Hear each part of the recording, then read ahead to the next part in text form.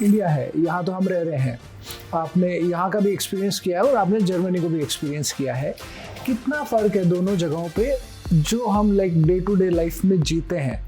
काफ़ी ज़्यादा फ़र्क है। वहाँ पे काफ़ी आपको इंडिपेंडेंट होना पड़ता है। इंडिया में जो चिल और एक जो ईज टू लिव वाला माहौल है वो आप वहाँ जाके जरूर मिस करोगे। अपने जो जुगाड़ के काम चलते हैं वो सब इंडस्ट्री है, मतलब वहाँ के गवर्नमेंट स्कूल्स ही हैं, ज़्यादा प्राइवेट तो मतलब बहुत ही कम है। एक शहर में कोई थोड़े थोड़े ही होते हैं, कोई एक दो तीन, एक दो मिलेंगे आपको बस। और एजुकेशन टॉप नॉच है वहाँ पे, ऐसा नहीं कि गवर्नमेंट स्कूल में जाते हो आप। तो अगर कोई फ्रेशर इंजीनियर है फॉर एग्जाम्पल, या फिर और भी कोई स्ट्रीम से एजुकेटेड है और वो यहाँ पे बीटेक, बीएससी या व्हाटएवर कोर्सेज उसने किए, बीए किया है या फिर पीसी किया है, वो वहाँ जाके एमएस करता है या फिर सीधा ही उसका जॉब लगाता है। ओके, तो वो ऑन एन एवरेज 40 से लेके 55 to 60 lakh rupees a year का पैकेज ले सकता है।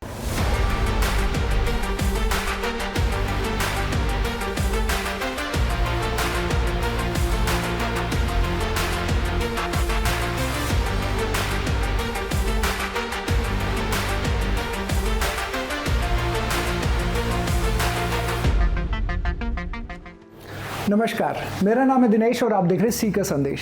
क्रिएटर ऑफ द मंथ के इस एपिसोड में आज हमारे साथ बहुत ही खास मेहमान हैं और काफ़ी दूर से आए हैं, जर्मनी से। जी हाँ, रहने वाले शेखावाटी के ही हैं, लेकिन पिछले कुछ सालों से जर्मनी में रह रहे हैं और अभी सीकर आए हुए हैं अपने होम टाउन। तो स्वागत कीजिए शिल्पा एंड सचिन का।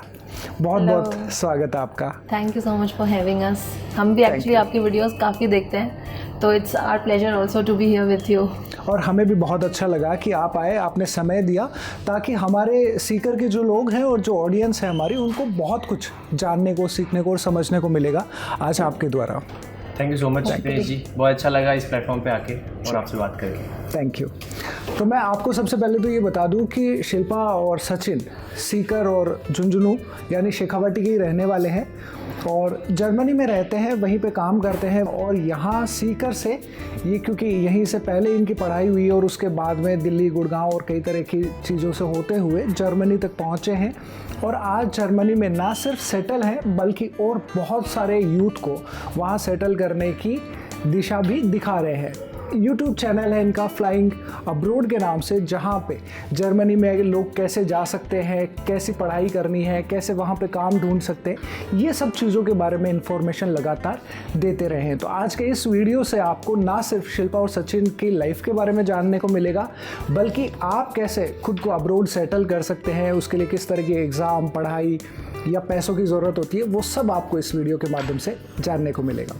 तो शिल्पा, सबसे पहले आपसे शुरू करते हैं। आप सीकर से हैं, अर्ली लाइफ आपकी कैसी रही, मतलब कहाँ आप पढ़े, कैसी पढ़ाई हुई और ये जर्मनी जाने तक का जो सिनेरियो है वो कैसे हुआ, लाइफ मतलब सीकर से जर्मनी कैसे हुआ? ये काफ़ी रैंडम था सब कुछ। एक्चुअली मेरी जो नहीं होती बिगनिंग एकदम हम्बल हुई है। तो मैं जैसे पहले मेरे जो फादर और मदर थे वो गांव में ही रहते थे। ओके। और मैं एक्चुअली जब तक 10 साल की थी तब तक मैं गांव में ही रही हूँ, जो मेरा गांव है। और वहाँ की जैसे एक दो स्कूल्स जो हैं गांव में होती है, वहाँ पे जैसे टाइम पास करने के लिए चले गए। जैसे जो मेरे बड़े कजिन्स थे वो जाते थे, तो मैं जो नर्सरी वगैरह नहीं होती वो मैंने वहीं से करी है। फिर मैं एक्चुअली बहुत स्कूलों में पढ़ी हूँ। फिर मैंने फतेहपुर में एक स्कूल में गई, फिर मेरे को हॉस्टल में भी डाला था एक बारी 3rd में, कि सबने बोला कि थोड़ा अच्छी एजुकेशन देने के लिए बच्चे को हॉस्टल में डाल दो, क्योंकि तब तक गांव में रहते थे। गांव का नाम बता सकते हैं और फतेहपुर के स्कूल का भी नाम बता सकते हैं? फतेहपुर मेरे गांव का नाम वैसे देवास है।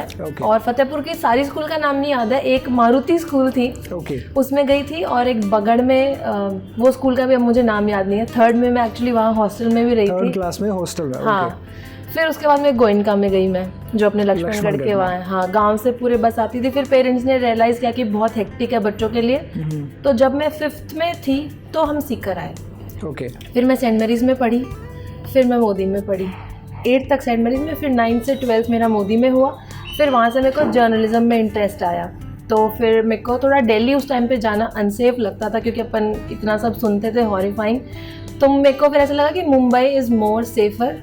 और वहाँ पे कौन से ईयर की बात है? 2010 में मैंने अपना 12th कर लिया था।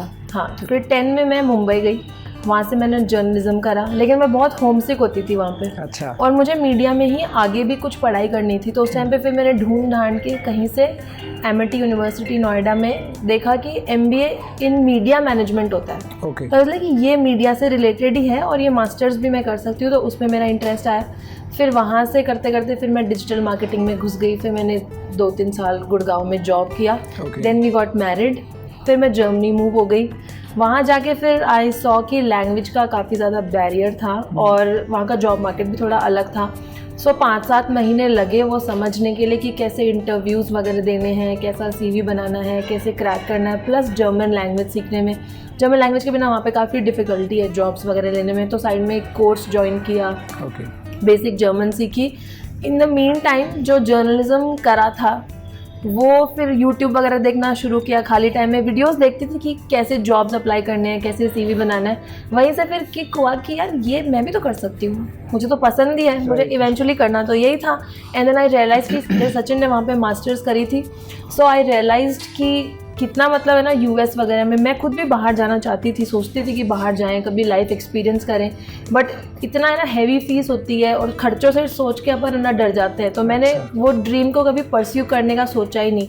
बट देन आई रियलाइज़ कि जर्मनी में इतना है ना फ्री एजुकेशन है, इतनी लो कॉस्ट में ना बच्चे जाके पढ़ सकते हैं, कोई बड़ी अमाउंट नहीं चाहिए। तो वहाँ से फिर हमने दोनों बात करते थे कि यार इंडिया में we should spread more awareness about this.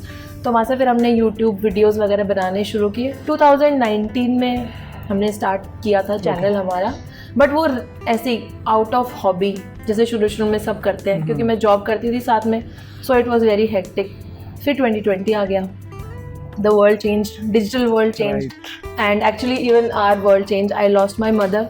तो फिर 2020 में शुरू का जो टाइम था ना वो तो बहुत पैसा था कि हाँ we were in India only, hospitals के चक्कर और वही सब।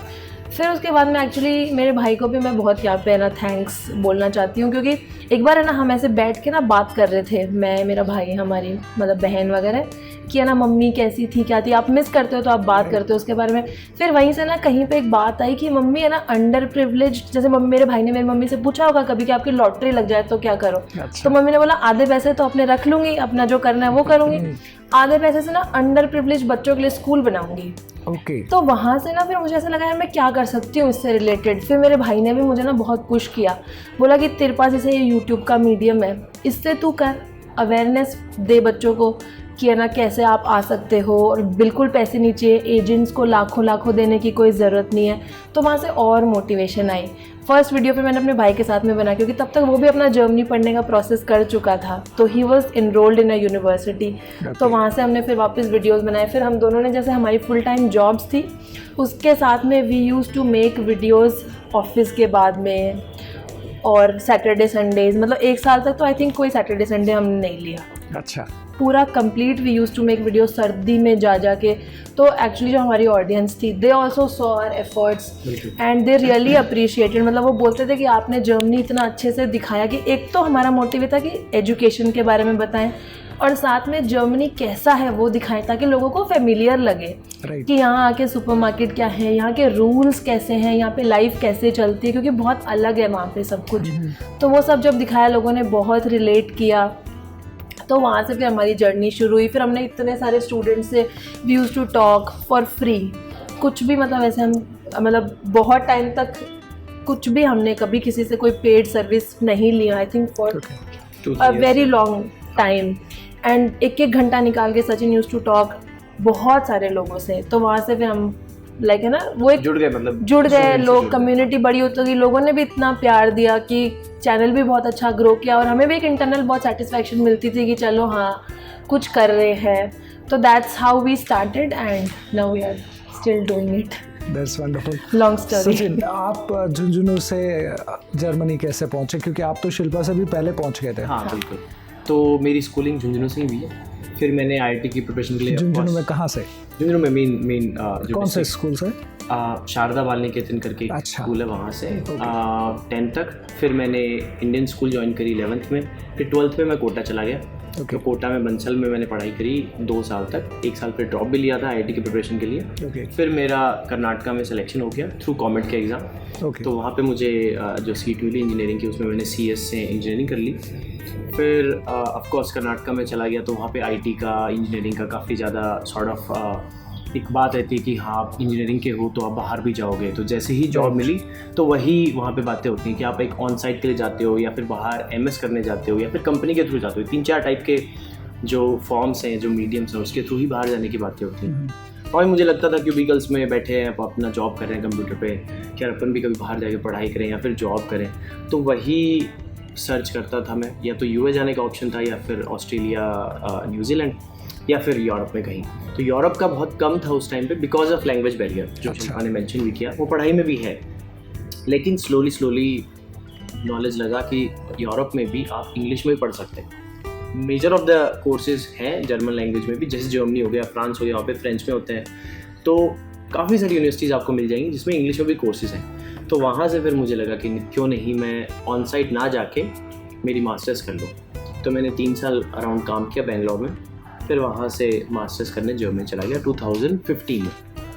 हाँ, 1.5 ईयर का कोर्स था। स्टुटगार्ट करके एक साउथ ऑफ जर्मनी में सिटी है। और जो कि डाइमलर, मर्सिडीज बेंज और पोर्शे का हेडक्वार्टर वहीं पे, वहीं से बनी हुई दोनों कंपनीज। तो वहाँ पे वही वो कोर्स किया एंड ऑल। तो उस टाइम पे इंटरनेट भी हाथ लगा, अनलिमिटेड इंटरनेट। तो वहाँ से मैंने भी यूट्यूब वॉचिंग खूब सारी शुरू करी और साथ पे अपने जो भी पार्ट टाइम जॉब्स हैं, फैक्ट्रीज़ में भी जॉब किया। फिर जो क्लोथिंग स्टोर्स होते हैं, जैसे अपने यहाँ पे शॉपर स्टॉप है, ज़ारा है, वैसे वहाँ पे भी बहुत सारे बड़े-बड़े स्टोर। पैरेलली अपना एक छोटा सा यूट्यूब चैनल भी बनाया था। एक चैनल बनाया था, कुछ वीडियोस भी डाले थे इन पैरेलल यूनिवर्स। एडिटिंग आती नहीं थी बट हाँ कुछ वीडियोस डाले थे।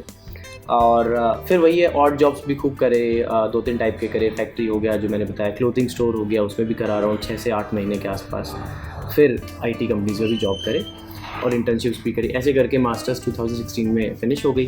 फिर 2016 से मैंने वाल्डॉफ करके एक जगह है, वहाँ पे स्मॉल टाउन है, वहाँ पे SAP का हेडक्वार्टर है, वहाँ से मैंने मेरा फुल टाइम करियर स्टार्ट किया। 3 साल यहाँ पे जॉब किया, फिर वहाँ से 2016 में स्टार्ट कर दिया। एंड देन फिर 2018 के आसपास हमारी शादी हो गई और उसके बाद से of course we are together. And 2019 में हमने यूट्यूब स्टार्ट कर दिया। वही है कि दोनों खाली टाइम में यूट्यूब ही देखते थे, ज़्यादा नेटफ्लिक्स नहीं देखते थे। कंपेयर टू नेटफ्लिक्स यूट्यूब ज़्यादा देखते थे। वहाँ से हमें भी लगा कि इतने लोग US से, इंडिया में भी बहुत सारे चैनल्स थे उस टाइम पे, बना रहे हैं, कोई ना कोई जिसको जो पसंद है वही शेयर कर रहा है। तो हमें जो पसंद था कि भाई ठीक है, इसको वीडियो बनाना बहुत अच्छा लगता था, इसको आता भी है, तो हमने सोचा क्यों नहीं शिल्पा इतने सारे वीडियोस बनाए और शेयर करें। तो वहाँ से फिर हमने शुरुआत कर दी एजुकेशन कंटेंट की। शुरुआत में शायद हमने स्टार्टिंग शायद मानहाइम यूनिवर्सिटी का ही बनाया था फर्स्ट वीडियो। और जो जिस यूनिवर्सिटी से आप पढ़े ऐसा? नहीं, दूसरी यूनिवर्सिटी हमारे नियर बाय टाउन का, और वो बहुत वेल नोन यूनिवर्सिटी है। मैंने Stuttgart university of applied sciences से मास्टर्स करी स्टुटगार्ट में। वो मानहाइम यूनिवर्सिटी का एक वीडियो था, बहुत बड़ी यूनिवर्सिटी, वहाँ पे MB और MS दोनों होते हैं, वही पब्लिक यूनिवर्सिटी है। तो वही है कि वहाँ से शुरुआत करते वीडियोस बनाने की, फिर धीरे धीरे और स्टूडेंट्स के इंटरव्यूज़ भी लिए, खुद का एक्सपीरियंस शेयर किया, वहाँ से फिर लोग जुड़ते गए। Then we move to Frankfurt से फिर लक्समबर्ग के पास में आ गए। तो ऐसे करके जर्मनी में भी हमने 3-4 जगह पे घर बदल लिए। तो वैसे लोगों से बहुत मिले, दोस्त भी बहुत बने, तो वहाँ से उनके वीडियोज़ भी बनाए। काफ़ी सारे लोगों का सपोर्ट रहा, फैमिली का बहुत सपोर्ट रहा। उन्होंने भी शुरू में वही होता है, हर कोई बोलता है कि व्हाट्सएप पे शेयर कर देते हैं, तो फैमिली वाले भी व्हाट्सएप पे शेयर करते हैं। जब शुरू में 2-4 सब्सक्राइबर भी नहीं थे तभी, तो सभी का कंट्रीब्यूशन है इसमें, फैमिली का भी है। आपके पापा बताते थे मैंने इतने लोगों को भेज दिया, उसमें से इतनों ने देख लिया, इतने लोगों ने मेरा व्हाट्सएप स्टेटस देख लिया सचिन, हाँ तो इतने लोग वीडियो देख लेंगे, इनमें से 10-15 तो देख ही लेंगे एंड ऑल। तो वही है, सबका कंट्रीब्यूशन था यूट्यूब चैनल में भी। और ऑफ कोर्स ऑडियंस ने तो हमारा बहुत साथ दिया है, बहुत सारे लोग जुड़े, काफ़ी कुछ वीडियोस वायरल गए, वहाँ से बहुत सारे और लोग जुड़े। और ऑफ कोर्स शुरू से ही हमें बहुत सारे ईमेल और इंस्टाग्राम पे DMs आ रहे हैं कि उनके प्लान बिल्कुल भी बाहर जाने के नहीं थे, और बहुत सारे लोगों के प्लान थे बट उन्हें कोई रास्ता नहीं समझ में आ रहा था कि कैसे जा सकता है। तो वहाँ से उनको जर्मनी का, यूरोप के बहुत सारे ऑप्शंस मिले, और वो लोग अपना जॉब छोड़ना भी नहीं पड़ा। बहुत सारे लोगों को जॉब करते हुए दूसरा जॉब पकड़ के वहाँ पे आ गए। काफ़ी सारे लोग MBA MS करने आ गए, जिनको ऑलमोस्ट फ्री एजुकेशन मिलती है जर्मनी में। तो मतलब यही सब बातें, और अपन आगे और कर लेंगे उसके बारे में डेफिनेटली। उससे पहले मैं ये जानना चाहूँगा, लाइक इंडिया है, यहाँ तो हम रह रहे हैं, आपने यहाँ का भी एक्सपीरियंस किया है और आपने जर्मनी को भी एक्सपीरियंस किया है, कितना फ़र्क है दोनों जगहों पे जो हम like day to day life में जीते हैं? हाँ। कितना फ़र्क है? मतलब काफ़ी ज़्यादा फ़र्क है। वहाँ पे काफ़ी आपको इंडिपेंडेंट होना पड़ता है। मतलब सर्विस ओरिएंटेड कंट्री नहीं है वो। वहाँ पे सब कुछ आपको ले दे के खुद से ही करना पड़ता है। From bringing all the start let's say groceries हो गए, आपको घर की क्लीनिंग हो गई, डे टू डे लाइफ में कुछ भी फिक्स करना है तो उसके लिए जो प्लम्बर या फिर इलेक्ट्रिशियन, वो बहुत ही लेट अपॉइंटमेंट्स होंगे, बहुत कॉस्टली होंगे अपॉइंटमेंट होंगे, तो वो सब आदमी खुद सीख जाता है। तो हमने वहाँ पे खुद से कबर्ड्स बनाई हैं, टेबल्स बनाई हैं, चेयर्स भी मल्टीपल पार्ट्स में आती हैं, कबर्ड्स भी पता नहीं 50 पार्ट में आती है, खुल के आती है, वो हमने खुद से बनाई एक एक दिन लग के। मतलब सब कुछ खुद उठा के ऊपर तक लेके जाओ। डोर टू डोर सर्विस बहुत कम है कंपेयर टू इंडिया है, तो वो एक्सपेंसिव बहुत ज़्यादा है, तो वो लोग इतनी ज़्यादा प्रेफर नहीं करते। एंड सेकेंड थिंग इज़ कि इंडिया में जो इन जनरल माइंडसेट है वो वहाँ का माइंडसेट थोड़ा सा अलग है। जैसे वहाँ के लोग बहुत by the book by the rule चलते हैं। इंडिया में थोड़ा सा चिल माहौल है, इनबिल्ट उनका वैसे ही है कि they want to follow rules. हम बच्चों को देखते हैं लाइक है ना, जैसे रोड क्रॉस करनी होती है तो मदर्स है ना इतने छोटे बच्चों को ही बोल रही होती है कि नहीं यहाँ से नहीं जाना, जो जे वॉकिंग मतलब के लिए वो जो क्रॉसिंग के लिए बना हुआ है वो ही उधर ही जाना है, जे वॉकिंग नहीं करनी है। इतने छोटे छोटे बच्चों को वो पूरा सिग्नल्स का वो सब सिखा रहे होते हैं। फिर कर्टसी बहुत जैसे ना पूरी फॉलो कर रहे होते हैं कि हाँ मैनर्स वगैरह हैं तो आप इनको जाने दो, पहले लाइन में आप मत जैसे ब्रेक कार करो। आ रही है रोड पे तो हाँ। कार वाला बंदा खुद ही रोक लेगा और पेडेस्ट्रियन को जाने देगा। यहाँ पे अपन हाँ हॉर्न बजा के पहले रुक जा मैं निकलता हूँ, वैसा वाला एटीट्यूड है। हमारा भी वैसा सही रहता है, इन जनरल सभी ऑलमोस्ट सबका वैसा सही रहता है। ऑफ कोर्स बहुत सारे लोग यहाँ पे भी वैसे ही करते हैं। मतलब एक कल्चर और एक अपब्रिंगिंग आप थोड़ी सी जब वहाँ का डिफरेंट है। ड्राइविंग टेस्ट करते हो आपको फेल कर देंगे अगर आपने पेडेस्ट्रियन के लिए कार रोकी नहीं तो। हाँ। मतलब एक ड्राइविंग लाइसेंस लेना बहुत टफ है। तो Rules मैं ये बहुत नहीं कह रहा हूँ कि difficult है। इंडिया में कुछ बुरा है, बट इन जनरल जो जीने का तरीका है वो अलग है दोनों देशों में।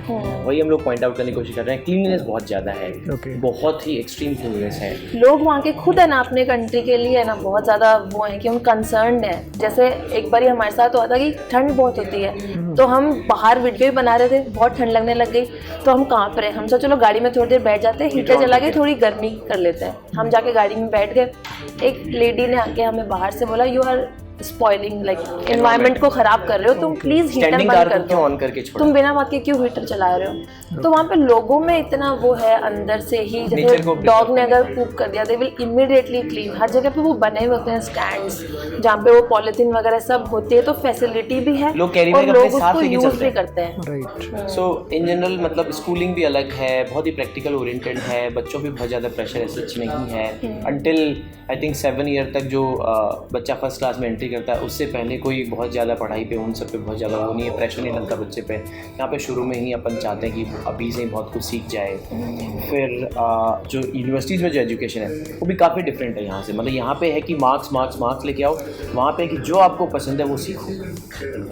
आपको 2 सब्जेक्ट पकड़ के सीखना है वो सीखो। बाकी में आपके मार्क्स कम भी आ गए, आपको कोई ऐसा सोशल उतना प्रेशर आप पे बिल्कुल भी नहीं आएगा। कोई पूछने वाला नहीं है, और पूछ रहा भी है तो भी ही इज फाइन कि आपके मार्क्स कम आ गए, कोई बात नहीं। आपको जो कोर्स अच्छा लगता था वो तो आपने पढ़ लिया, वही आपको नहीं कहेगा कि शर्मा जी के बेटे को देखो। हाँ बिल्कुल भी नहीं, टीचर ही नहीं बोलेंगे कि फर्स्ट कौन है सेकंड कौन है। वर्क इन्वायरमेंट भी बहुत अलग है, जैसे माइक्रो मैनेजमेंट बिल्कुल भी नहीं है। मैनेजर ने एक बार आपको काम बता दिया, आपसे पूछेंगे आपकी डेडलाइन क्या रहेगी, आपने बता दिया 7 दिन में कर दूंगा।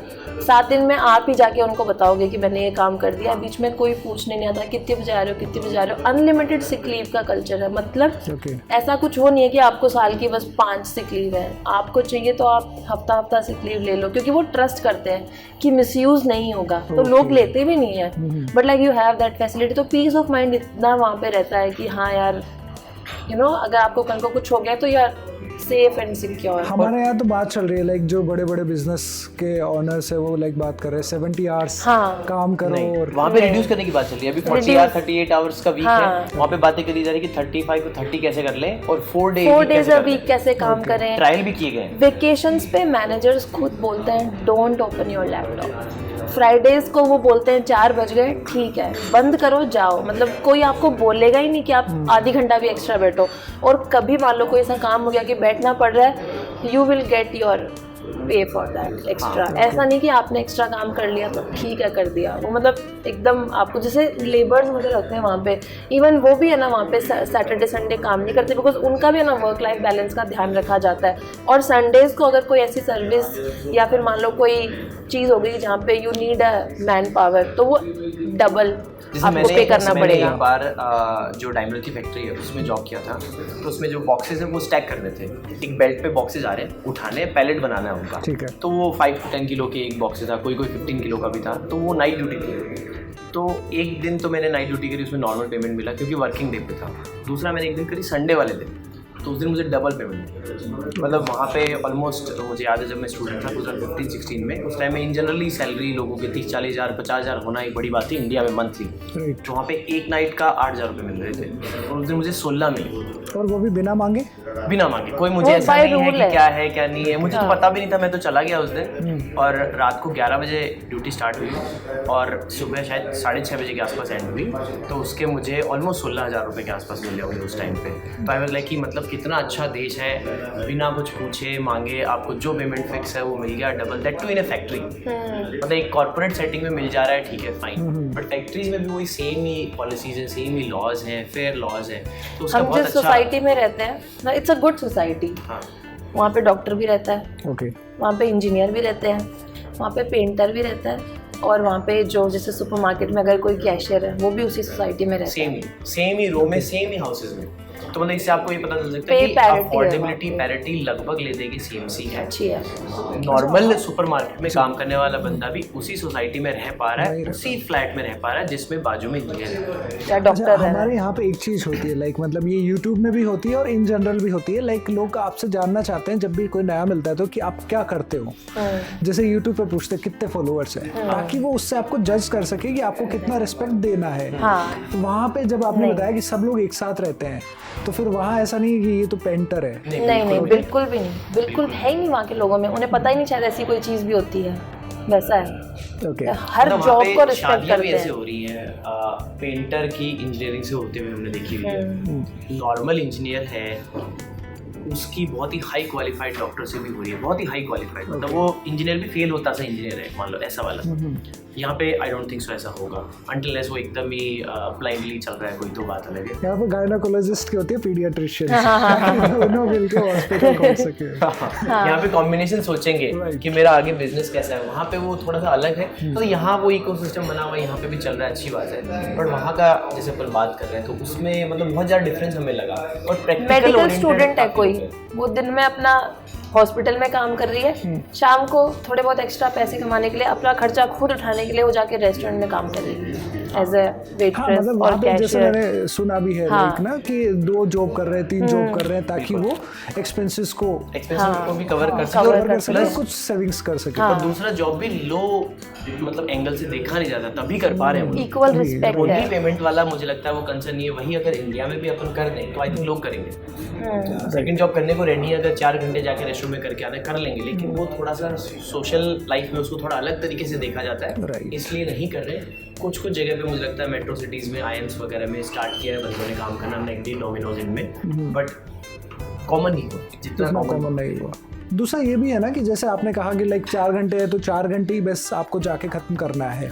यहाँ पे लाइक बहुत सारे लोग रिलेट कर सकते हैं कि अगर 4 घंटे का जॉब है तो एम्प्लॉयर ये मान के चलता है कि ठीक है 5-6 घंटे तो बैठेगा ही, और कभी लाइक ये आज काम थोड़ा ज़्यादा है, रात तक रुक जा टाइप्स ये चलता है, और उसका कोई पैसा नहीं होता। तो बहुत ज़्यादा डिफरेंस है, मतलब फेयर जो उनके हैं। यहाँ का तो कल्चर ही ऐसा है कि जो लेट तक बैठ रहा है उसका प्रमोशन हो जाता है। वहाँ पे जो लेट तक बैठ रहा होगा उसकी एफिशिएंसी पे डाउट कर लेंगे कि लेट तक बैठना ही क्यों पड़ रहा है। वैसा जैसे मैं भी आईटी में जॉब करता था, तो अगर मैं जल्दी आ गया और लेट जा रहा हूँ तो मैं बेस्ट एम्प्लॉई हूँ, ऐसा माना जाएगा। कोई लेट आ रहा है और जल्दी जा रहा है, भले ही वो काम कर चुका है बाजू वाले के बराबर का ही, उसको मैनेजर उतने हाई पॉइंट्स नहीं देगा अपनी बड़े बड़े इवैल्यूएशन शीट में जितना जो जल्दी आके लेट जा रहा है। वहाँ पे लोग 7:30-8 ऑफिस पहुँच जाते हैं और बहुत सारे लोग 4:35 तक तो मैक्सिमम अपना पैक किया और निकल जाते हैं। देन दे हैव पूरा शाम फैमिली के साथ टाइम स्पेंड करो, रन पे जाओ, हाइक पे जाओ, हेल्थ पे फोकस करो, चाहे जो भी है, you have time for your self. ऐसे नहीं कि आप सुबह उठ रहे हो, फिर 11 बजे तक ऑफिस पहुंच रहे हो, फिर आप ऑफिस में पहले टाइम पास कर रहे हो क्योंकि रात में तो बैठ के काम करना ही है, तो फिर वो मंडे टू फ्राइडे कोई लाइफ ही नहीं। वैसा नहीं है। अपना ऑफिस में आते हैं, जैसे ऑफिस में ना पॉलिटिक्स नहीं है, गॉसिप नहीं करते, ऐसे नहीं बैठ के बिना बात के 2 घंटे लंच कर रहे हैं। अपना 15 मिनट में अगर खा लिया तो खाया और बैठ के अपना काम करेंगे, कोई ऐसे नहीं इधर उधर चिट चैट कर रहे हैं। काम के टाइम पे काम बंद करा, उसके बाद में मस्ती। जैसे लंच आवर मान लो किसी ने जल्दी कर लिया, 1 घंटे का लंच यूजुअली आपको टाइम मिलता है, चाहे उसको कैसे भी यूटिलाइज करो, तो 20 मिनट में किसी ने खाना खा लिया, वो बंदा 30 मिनट रन पे भी जा रहा है, 10 किलोमीटर रनिंग करके आ रहा है बीच में, और फिर आके 15 मिनट में शावर ले रहा है और वापस से डेस्क पे आ चुका है। ऑफिस में शावर है। क्वालिटी ऑफ लाइफ बहुत अच्छी है। अगर आप सिर्फ घर के काम करने के लिए तैयार हो तो उसके अलावा लाइफ बहुत अच्छी है। ओके। और घर की लाइफ जैसे मतलब यहाँ पे ऐसा होता है कि अगर आपके पास पैसा है तो आप जैसे मेड वगैरह हायर कर लेते हो आपके घर के काम करने के लिए या ऐसा, तो वहाँ पे आपके लाइक जो घर के काम है वो आप खुद करते हैं? खुद ही, मतलब वहाँ पे भी ये सब सर्विसेज होती हैं, बट ऐसे नहीं कि फुल टाइम कोई हो, वो फिर बहुत ही वो मिलियनर्स की ही चीज़ है। मतलब हाँ, you have to be very rich. मतलब रेगुलर लाइफ में अगर आप देखेंगे तो ये नॉन एग्जिस्टेंट है। हाँ, ये जो रोज आपके घर पे आके कोई काम कर रहा है, ये तो नॉन एग्जिस्टेंट है। नॉर्मल इन जनरल देखोगे एक बार ही क्लीनिंग के लिए आप बुला सकते हो कोई सर्विस जो 2 घंटे के लिए आ गया, आपका घर डीप क्लीन करके चला गया। कुछ लोग वीकली भी कर लेते हैं, 1 घंटे के लिए आ गई, कोई डीप क्लीनिंग करवा ली, कोई सेट करवा लिया, ऐसे वैसे वो लोग फिर भी करते हैं, बट हर कोई वो भी नहीं करता है। यूजुअली सब अपना काम खुद ही करते हैं। जैसे बर्तन धोने के लिए वैसे डिश वॉशर है, आजकल वो रोबो वैक्यूम आता है, आप वो ले लो जो आपका वैक्यूम खुद से कर देगा। बट लाइक कुकिंग और जो बेसिक घर के अपने दिनचर्या के जो काम होते हैं, कम से कम 1.5 से लेके 2-2.5 घंटे तो कहीं पे भी नहीं है, वो आपको खुद ही करना पड़ता है। इफ यू हैव किड्स तो उतना टाइम आपका लगेगा, जो कि इंडिया में बच जा रहा है लोगों का ऑफ कोर्स। तो वो एक हैसल होती है अब्रॉड की, वो हर एक अब्रॉड के बंदे की वही कहानी है कि अगर ये चीज़ उनको वहाँ मिल जाए तो they are more than whatever happy. Okay. बड़ा सवाल ये होता है बाहर जाने की बात पे कि लाइक वहाँ पे जब आप जा रहे हैं तो कितना पैसा आप कमा रहे हैं ऑन एन एवरेज और कितना आपका खर्च हो रहा है? तो ये मैं लेता हूँ। अगर अपन जर्मनी की बात करें तो अगर कोई फ्रेशर इंजीनियर है फॉर एग्जांपल, या फिर और भी कोई स्ट्रीम से एजुकेटेड है और वो यहाँ पे बीटेक, बीएससी या व्हाटएवर कोर्सेज उसने किए हैं, बीए किया है या फिर बीसी किया है, वो वहाँ जाके एमएस करता है या फिर सीधा ही उसका जॉब लगा है फॉर एग्जांपल, तो वो ऑन एन एवरेज 40 से लेके 55 to 60 lakh rupees a year का पैकेज ले सकता है। ठीक है। और उस पर अराउंड 42% वो ओवरऑल डिडक्शन होगा उसमें, जिसमें इनकम टैक्स होगा, पेंशन होगी, हेल्थ इंश्योरेंस होगी, अनएम्प्लॉयमेंट इंश्योरेंस होगी, वो डिफरेंट कंपोनेंट्स है। बट मान लो 60 लाख का पैकेज है तो 42% चला गया उसका। बाकी फिर उसका बच गया, एंड देन जो भी मंथली एक्सपेंसेस होंगे उसके वो उसके साथ में खर्च करके सेव कर सकता है। और सिंगल बंदा है तो उसके एक्सपेंसेस आई वुड से 1500 से 2000 यूरो तो हो जाएंगे। और इंडियन रुपीज़ में कितना हुआ मतलब? हाँ, फॉर एन एनम हो गया 50 लाख का पैकेज हो गया फॉर एग्जांपल, 42% उस पर गया तो ऑलमोस्ट 20 लाख रुपए चले गए उसके ओवरऑल डिडक्शन में। 30 हाथ में आ गए, 30 में वो मैनेज कर सकता है चाहे कोशिश करके 1 लाख से 1.25 लाख रुपए के खर्चे में, सिंगल पर्सन बोल रहा हूँ। और देख लो फिर वो 12 से 15 लाख रुपये उसके एक्सपेंसेस होकर और 15 लाख की सेविंग हो गई। बट वो जो डिडक्शंस दे दिए उसमें फिर आपका मेडिकल सारा कवर्ड है, कुछ भी आपका बिल नहीं आएगा चाहे कुछ भी हो जाए। ओके, ऐसा नहीं है जैसे मतलब मेडिसिन का थोड़ा बहुत एक स्मॉलर अमाउंट लगती है, बट आप हॉस्पिटल गए एडमिट हो गए, कोई उसमें आपका बिल नहीं आना है। और आपका जैसे किड्स का सारा एजुकेशन कवर हो जाएगा, चाहे तो आपके 5 बच्चे हों। एजुकेशन सरकारी स्कूल में या प्राइवेट स्कूल? गवर्नमेंट स्कूल, वहाँ पे मोस्टली गवर्नमेंट स्कूल्स का ही है। एंड ऐसा नहीं कि जैसे नहीं दिन रात का, देयर इज नो डिफरेंस। हाँ, मतलब वहाँ के गवर्नमेंट स्कूल्स ही हैं ज़्यादा, प्राइवेट तो मतलब बहुत ही कम है। एक शहर में कोई थोड़े ही होते हैं, कोई 1 2 3 1-2 मिलेंगे आपको बस। और एजुकेशन टॉप नॉच है वहाँ पे, ऐसा नहीं कि गवर्नमेंट स्कूल में जाते हो आप। गवर्नमेंट स्कूल मतलब जो जर्मनी की पब्लिक यूनिवर्सिटीज है, they are well known. German education system है, जो किंडरगार्टन हमारे इंडिया में इट्स जर्मन वर्ड, तो वहाँ का जो एजुकेशन सिस्टम है वो स्कूलिंग से लेके पूरा यूनिवर्सिटी तक इट्स वर्ल्ड क्लास। तो ऐसा नहीं है कि आपका कोई एजुकेशन में कॉम्प्रोमाइज़ हो रहा है। उसके बाद में जैसे आपको अनएम्प्लॉयमेंट इंश्योरेंस जो आप देते हो, आपकी बाई चांस जॉब चली गई तो आपको गवर्नमेंट सपोर्ट करेगी, पेंशन आपको मिलेगा। तो a lot of things are covered. जैसे जो हमारे इंडिया में यहाँ पे एक्सपेंस होते हैं आजकल बच्चों को पढ़ाना, लोग मतलब एक एक बच्चे पे रुक जाते हैं क्योंकि 2 बच्चे अफोर्ड करना मुश्किल लगता है। तो वहाँ पे वो सब आपका सॉर्टेड है। और जैसे बच्चे के लिए भी गवर्नमेंट सम 250 यूरोज देती है पर चाइल्ड कि पेरेंट पे देती है, तो ऑलमोस्ट पर मंथ जब तक बच्चा 18 साल का नहीं होगा।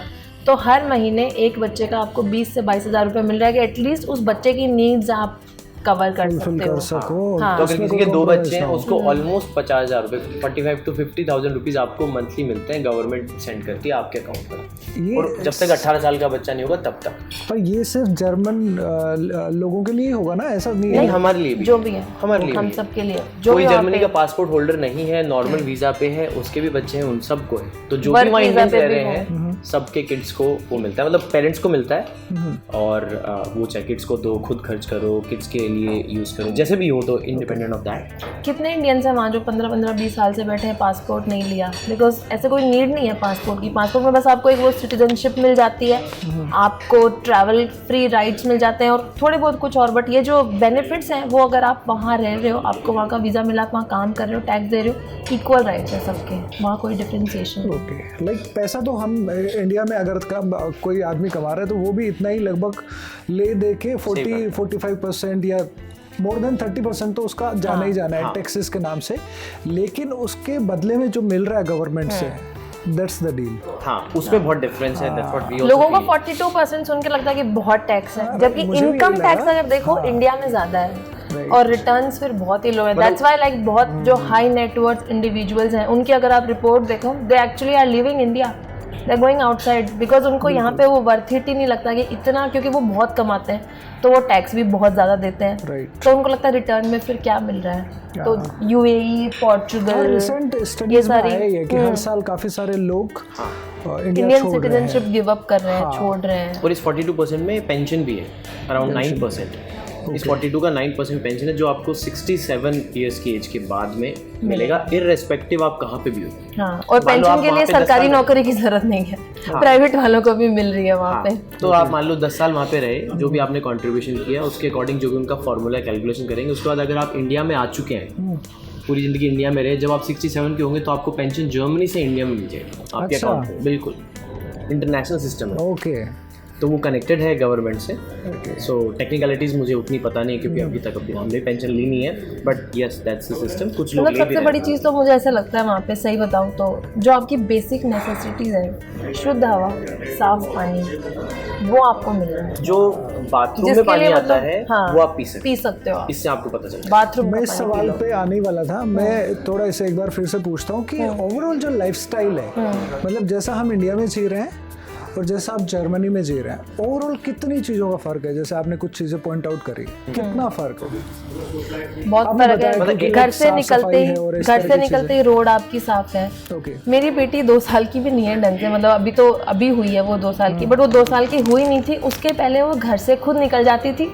उसको पार्क का रास्ता पता था क्योंकि इतना नियर बाई है पार्क कि आप घर से निकले, आप यूँ गए और आपके बच्चे के लिए खेलने के लिए पार्क है। वो खुद मम्मा मैं पार्क जा रही हूँ बाय, खुद घर से निकल के वो 2 साल का बच्चा पार्क चला जा रहा है, मम्मा पीछे पीछे भाग रही है, अरे रुको, मतलब इतना सेफ्टी। और वो कई बार तो हम हाँ ठीक है चलो जाओ, आप जाओ, मैं आ रही हूँ। मैं जैसे सुपरमार्केट, सचिन जैसे ऑफिस अगर है, मेरे को ग्रॉसरी करके आनी है, अंधेरा हो गया, सुनसान सड़कें क्योंकि सब अपने घरों में डिनर विनर कर रहे हैं, कोई वैसे है नहीं बाहर, मैं सुपरमार्केट से खुद अकेले चल के आ रही हूँ 1 साल के बच्चे के साथ में ग्रॉसरी का सामान लेके, और मुझे इतना सेफ और इतना सुकून महसूस होता है, वो शांति में, डर नहीं लगता, ऐसा होता है कितना पीस है। साफ आपको बादल दिखते हैं और पानी, जैसे सचिन ने बताया कि आप वॉशरूम से भी पानी पी सकते हो, एयर क्वालिटी इतनी अच्छी है। तो ये सब चीज़ें मतलब जो डे टू डे लाइफ में आपकी लाइफ को बहुत आसान बनाती है ना, वो चीज़ें बहुत अच्छी हैं। ग्रॉसरी करने जाओ, आप आंख बंद करके फ्रूट्स और वेजीज उठा सकते हो, आपको चेक करना ही नहीं है कि इसमें सड़ा हुआ है क्या, इसमें निशान तो नहीं है, टांचा वाला हटाओ, वो सब चीज़ें हैं नहीं।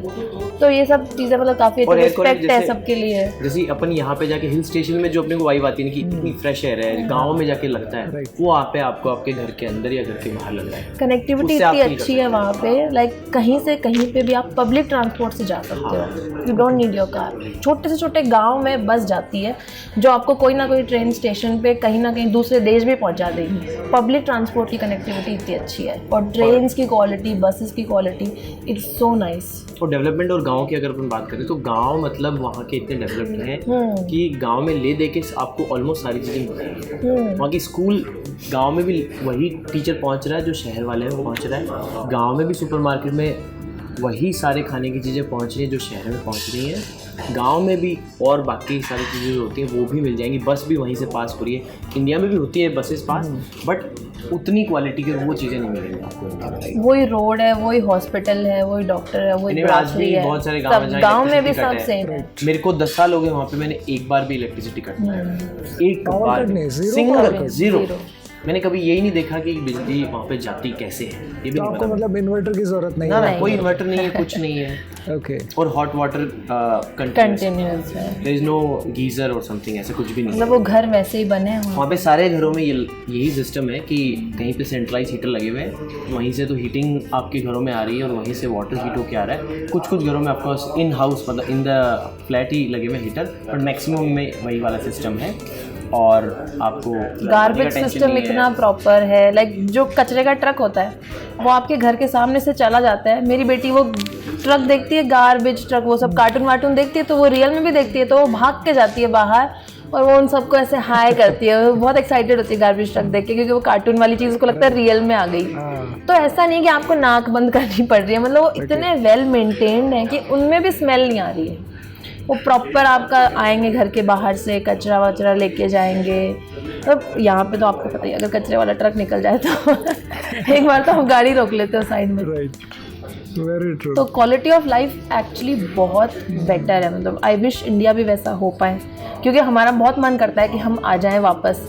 लेकिन फिर है ना, जब आप प्रैक्टिकल होकर कंपैरिजन करते हो ना, तो आपको लगता है कि इट्स ह्यूज डिफरेंस है। ऐसा भी नहीं कि माइन्यूट डिफरेंस है क्वालिटी ऑफ लाइफ में। तो इंडिया के नाम से मुझे लगता है कि अगर कहीं रहना है तो गाँव के आसपास कहीं रह लो तो ज़्यादा बेटर है कंपेयर टू सिटीज़, क्योंकि शहरों में तो बहुत ज़्यादा पोल्यूशन है आज के दिन में, क्लीननेस उतनी ज़्यादा नहीं है। बट जैसे अपन शहर से बाहर निकलते हैं तो फिर भी काफ़ी अच्छी एयर। अब तो गांव से भी बेहतर आई वुड सजेस्ट कि आप ढाणी में रह लो, उन्हीं खेत में घर बना के, वो बहुत बेस्ट है। अगर आपको वही मैं कह रहा हूँ कि वहाँ गाँव में भी सेम एजुकेशन मिल जा रही है, तो अगर इंडिया के गाँव में और बाहर भी अगर एजुकेशन करते तो इंडिया के शहर भी उतने पॉपुलेटेड नहीं होंगे, तो लोगों के लिए भी ईजी होगा। वही है कि शहर में सब कुछ मिल जाए तो सबको शहर ही जाना है। इंडिया में आई थिंक गवर्नमेंट अभी रिसेंटली इंग्लिश मीडियम स्कूल्स भी स्टार्ट कर रही है, as far as I know. So I hope ये जो लास्ट कांग्रेस गवर्नमेंट थी, तब हुआ था कि कुछ गवर्नमेंट स्कूल्स को महात्मा गांधी गवर्नमेंट स्कूल्स करके उन्हें इंग्लिश मीडियम गवर्नमेंट स्कूल्स बनाया गया था, ताकि बच्चों को जो सरकारी स्कूल में पढ़ रहे हैं उनको भी इंग्लिश मीडियम स्कूल मिल सके। लेकिन अभी कुछ बातें ऐसी चल रही है कि लाइक गवर्नमेंट उनको अब बंद कर देगी, ऐसा कुछ करके बात चल रही है। मैं तो बहुत खुशी हुई थी सुन के कि ये तो बहुत अच्छा इनिशिएटिव, बट मतलब काफी प्रोग्रेसिव स्टेप होता अगर कंटिन्यू हो पाए तो इंग्लिश मीडियम कर देते। इसलिए मैंने पूछा ना लाइक कि आपके यहाँ के गवर्नमेंट स्कूल्स और प्राइवेट स्कूल्स, क्योंकि अगर हमारे यहाँ पे प्राइवेट स्कूल्स नहीं हो, only difference is private schools are expensive. मतलब वहाँ पे डिफरेंट बोर्ड चल रहे हैं, वहाँ पे language of medium majority of जो प्राइवेट स्कूल्स हैं उनमें इंग्लिश ही है, लेकिन वही पब्लिक यूनिवर्सिटीज़ हैं उनमें जर्मन में पढ़ाई होती है। ये बिग डिफरेंस है ऑफकोर्स दोनों के अंदर में। और फीस का तो राई, पब्लिक जो यूनिवर्सिटीज़ हैं, पब्लिक जो स्कूल्स हैं वो फ्री है, उनमें बहुत ही नाम मात्र एक कंट्रीब्यूशन लेते हैं, बहुत कम होता है। जैसे मैंने मेरी जो मास्टर्स करी थी वो मैंने 45,000 रुपीज़ में कर ली थी पूरी मास्टर्स। अच्छा। हाँ, एक सेमेस्टर के मेरे 15 से 16,000 रुपये लगते थे। वो भी ट्यूशन फीस नहीं थी, सेमेस्टर कंट्रीब्यूशन था, उसमें बहुत सारे बेनिफिट मिलते हैं। यूनिवर्सिटी जो सिटी का पब्लिक ट्रांसपोर्ट की टिकट होती है वो मिल जाती है, और भी बहुत सारी चीज़ों के डिस्काउंट मिलते हैं, और जो कैंटीन है उसमें भी डिस्काउंट मिल जाता है। तो बट ओवरऑल आप देखोगे तो बहुत सस्ता है।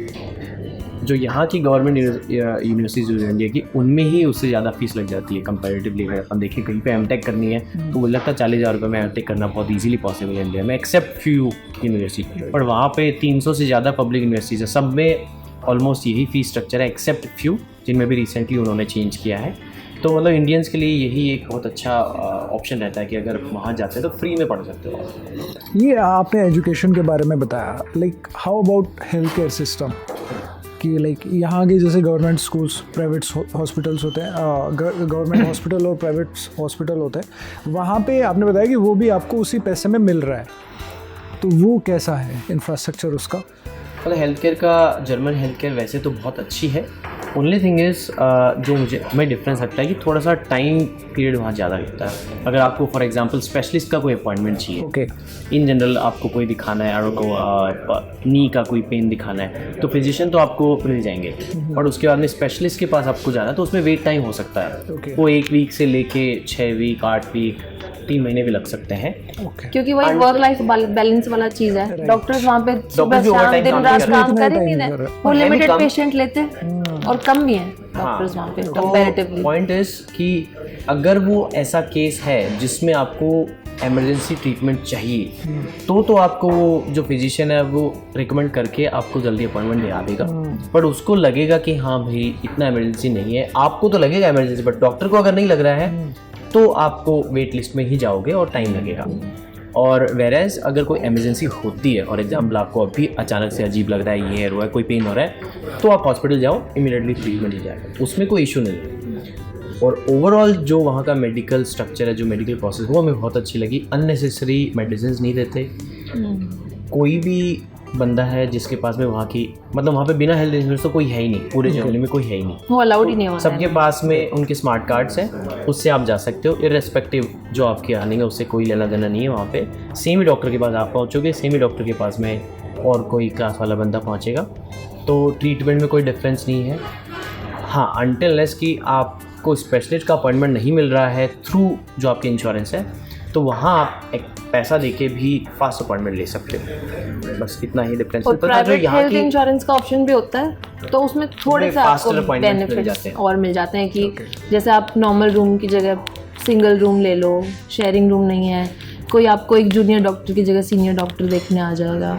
और जो आपने भी पूछा कि पब्लिक और प्राइवेट हॉस्पिटल्स में क्या डिफरेंस है, तो मेजॉरिटी ऑफ द हॉस्पिटल्स वही पब्लिक वाले, पब्लिक हॉस्पिटल्स, कुछ मिनी क्लिनिक्स, मिनी हॉस्पिटल्स हैं जो प्राइवेटली ओन्ड भी हैं, बड़े हॉस्पिटल्स भी हैं कुछ ऑफकोर्स प्राइवेटली ओन्ड, बट जो पब्लिक ओन्ड है उनमें आप एंट्री करोगे, आपको एज ए इंडियन तो यही लगेगा ये कोई प्राइवेट हॉस्पिटल होगा। हाँ, एकदम वैसे ही चमक रहे हैं जो यूथ ने यहाँ के शायद प्राइवेट भी नहीं चमकते हैं। हाँ, ये काफ़ी बार डिस्कशन होता है वहाँ के सोशल मीडिया में भी कि डॉक्टर्स जो इंडिया के उनके पास में बहुत ज़्यादा एक्सपोजर है, नंबर ऑफ पेशेंट्स बहुत ज़्यादा देखे हुए हैं, हिस्ट्री भी उनके पास में बहुत बड़ी है पेशेंट्स की, तो वो फास्ट डायग्नोस ज़्यादा कर पा रहे हैं कंपेयर टू वहाँ जो यूरोप में एक्सपीरियंस है, या बाहर जो इन जनरल, यूएस का मैं नहीं कह सकता, यूरोप का, तो वो इन जनरल इंडियंस का मानना है। और कहीं ना कहीं मुझे भी थोड़ा बहुत ऐसा लगता है कि यहाँ पे फास्ट डायग्नोज होने के चांसेस अच्छे हैं अगर आप अच्छे डॉक्टर के पास पहुँचे हो। तो वहाँ पे वो टाइम लेंगे, इतना फास्ट आपके पास एक्सपेरिमेंट भी नहीं करेंगे आपको मेडिसिन देके। जैसा कि मैंने शुरू में बताया कि बहुत ज़्यादा मेडिसिन नहीं देते हैं वहाँ पे अनटिल लेस रिक्वायर्ड। नॉर्मल बुखार जुकाम में तो मेडिसिन देते ही नहीं। एम्बुलेंस आ जाती है वहाँ पे लेस देन 5 मिनट्स में। हमने आई थिंक 2 से 3 बार बुलानी पड़ गई थी हमें। हाँ, ब्लिंकिट से फास्ट है एम्बुलेंस वहाँ पे, जो कि होनी भी चाहिए। यहाँ पे ब्लिंकिट फोकस कर रहा है डिलीवरी करने में, एम्बुलेंस पे कोई फोकस ही नहीं कर रहा है कि 5 मिनट में कैसे पहुँचे। सही है, गवर्नमेंट कमिटमेंट कर ही नहीं रही है। हाँ, और पूरे इक्विपमेंट्स के साथ में आते हैं, पूरे एकदम हैवी इक्विपमेंट के साथ आते हैं। और जैसे हमारे घर से हॉस्पिटल है वो मोस्टली 4 किलोमीटर तो होगा, वहाँ से भी वो एम्बुलेंस 5 मिनट के अंदर में आ गई।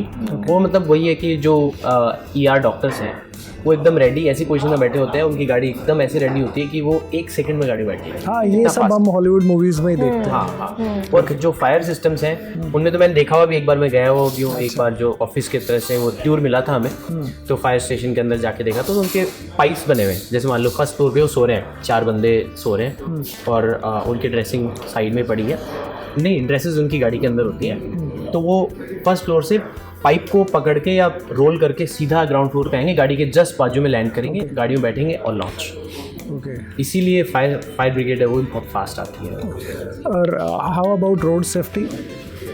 Road safety is also very nice, मतलब सब रूल से चलते हैं, आप ट्रस्ट करके चल सकते हो। जैसे मैं यहाँ से गई थी जब और मैंने वहाँ ड्राइव किया था, तो मुझे शुरू में ना ये डर लगता था कि कोई आके मुझे भिड़ा तो नहीं देगा, मतलब मुझे इतना ऐसे इधर उधर देखने का वो नहीं है। हॉन्क, वहाँ पे हॉन्क को तो ऐसे लेते हैं कि यू आर, मतलब आप उनको गुस्सा कर रहे हो। अच्छा। हाँ, तो बता वहाँ रहे पे हो कि हॉर्न आप गलती कर आप रहे हो, कुछ गलत कर रहे हो, वहाँ पे हॉर्न आप तभी बजाते हो जब अगला कोई बहुत ही बड़ी गलती कर रहा है, अच्छा। वैसा। अदरवाइज वहाँ Aware पे करने हॉन्किंग बिल्कुल भी नहीं होती है, सब एकदम बाय रूल चलते हैं। ओवरटेक करना या फिर जैसे अगर स्पीड लिमिट है उसको प्रॉपर फॉलो करना, क्योंकि वहाँ पे फाइन्स भी इतने बड़े बड़े हैं। सिटीज़ में तो स्पीड लिमिट बहुत कम है ना, जैसे स्कूल का एरिया आ गया, हॉस्पिटल का एरिया आ गया, वहाँ पे 30 की लिमिट हो जाएगी। ड्राइविंग वहाँ पे जो लाइसेंस है वो एक तो एक्सपेंसिव भी बहुत है लेना और मुश्किल भी बहुत है। मतलब कुछ लोग होते हैं वो 5-5 बार फेल कर रहे हैं, दे ही नहीं रहे हैं वो आपको छोटी छोटी मिस्टेक पे। मान लो एक साइन था जहाँ पे आपको पहले 10 सेकंड रुकना ही रुकना है, चाहे तो कोई गाड़ी नहीं, सन्नाटा है रोड पे, लेकिन वो रोड ऐसी है कि आपको वहाँ रुक के पहले देखना है कि कोई गाड़ी तो नहीं आ रही। अगर आप Stop वहाँ का पे sign होता है। नहीं रुके, 2 सेकंड ही रुके, फेल। पेडिस्ट्रियन वाला मैंने आपको बताया था, अगर आप नहीं रुके उसके लिए फेल। आपने ब्लाइंड स्पॉट नहीं देखा, फेल। मतलब आपने जब आप गाड़ी सीखते हैं तो आपको राइट साइड पूरा देखना होता है। अगर अपन यहाँ पे लेन आ रही है या फिर ओवरटेक कर रहे हैं overtake किसी को कर ना, रहे हो तो लेफ्ट और राइट दोनों साइड देखना होता है। अगर आपने पूरा टर्न नहीं किया तो ड्राइविंग इंस्ट्रक्टर फेल करते हैं। फेल करते हैं। तो लेकिन आपने सिर्फ नाटक किया था ऐसे करने का, आपने ब्लाइंड स्पॉट तक तो आपकी नजर ही नहीं गई, वो इतना देख लेंगे आप। मतलब रोड सेफ्टी की बात करें तो वहाँ पे जर्मनी में हाईवेज में बहुत सारे पैचेस ऐसे होते हैं, मतलब पैचेस बोले तो 100-100 200 किलोमीटर का पूरा रोड जिस पे कोई स्पीड लिमिट नहीं है। अगर आपको सुना वो ऑटोबान जिसको बोलते हैं वहाँ के हाईवेज को, तो वो मुझे लगता है कि जैसे शिल्पा ने बताया, ड्राइविंग जो प्रोसेस है लर्निंग की आपकी वही इतनी स्ट्रिक्ट है, तो आप इतना अच्छा सीख जाते हो तभी आप चला पाते हो, उस पर अनलिमिटेड है।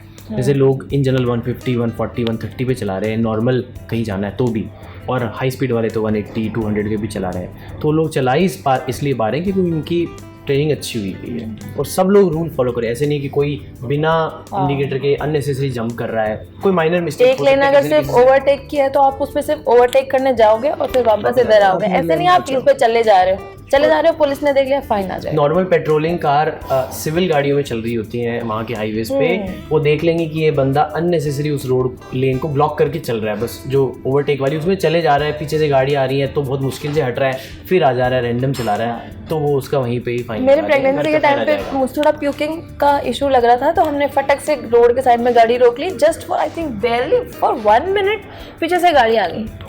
मैं अनएक्सपेक्टेड, कहते क्या हो गया, कोई इशू है क्या, हमने कहा जा रहे हैं, कुछ इशू नहीं है। अच्छा। तो वहाँ पे बहुत स्ट्रिक्ट है। हाँ, देखा इंडिया कितना अच्छा है। बहुत अच्छा है। वैसे हमें बहुत ज्यादा यार अपना इंडिया ही सही है, मतलब वैसे वो है कि हाँ, मतलब वहाँ रह के आदत लग जाती है। बट वही मैंने आपको शुरू में बोला कि इंडिया में जो चिल और एक जो ईज टू लिव वाला माहौल है वो आप वहाँ जाके जरूर मिस करोगे। अपने जो जुगाड़ के काम जो चलते सर्विस हैं, वो ओरिएंटेड सब इंडस्ट्री है। तो वहाँ से जब आप लाइक अभी इंडिया में हो और यहाँ पे जब आप ड्राइव करते हो या बाकी सब चीज़ें देखते हो, एक्सपीरियंस करते हो, आपके सामने हो रहा है काफ़ी कुछ, तो नहीं फील होता है, बिल्कुल फील होता है। रोड पे बहुत बार ऐसे फील होता है कि ये तो मेरे में भिड़ ही जाएगा या मैं गलती से इसमें भिड़ा ना दूँ, तो मैं तो हॉर्न ज़्यादा यूज़ करता हूँ यहाँ पे।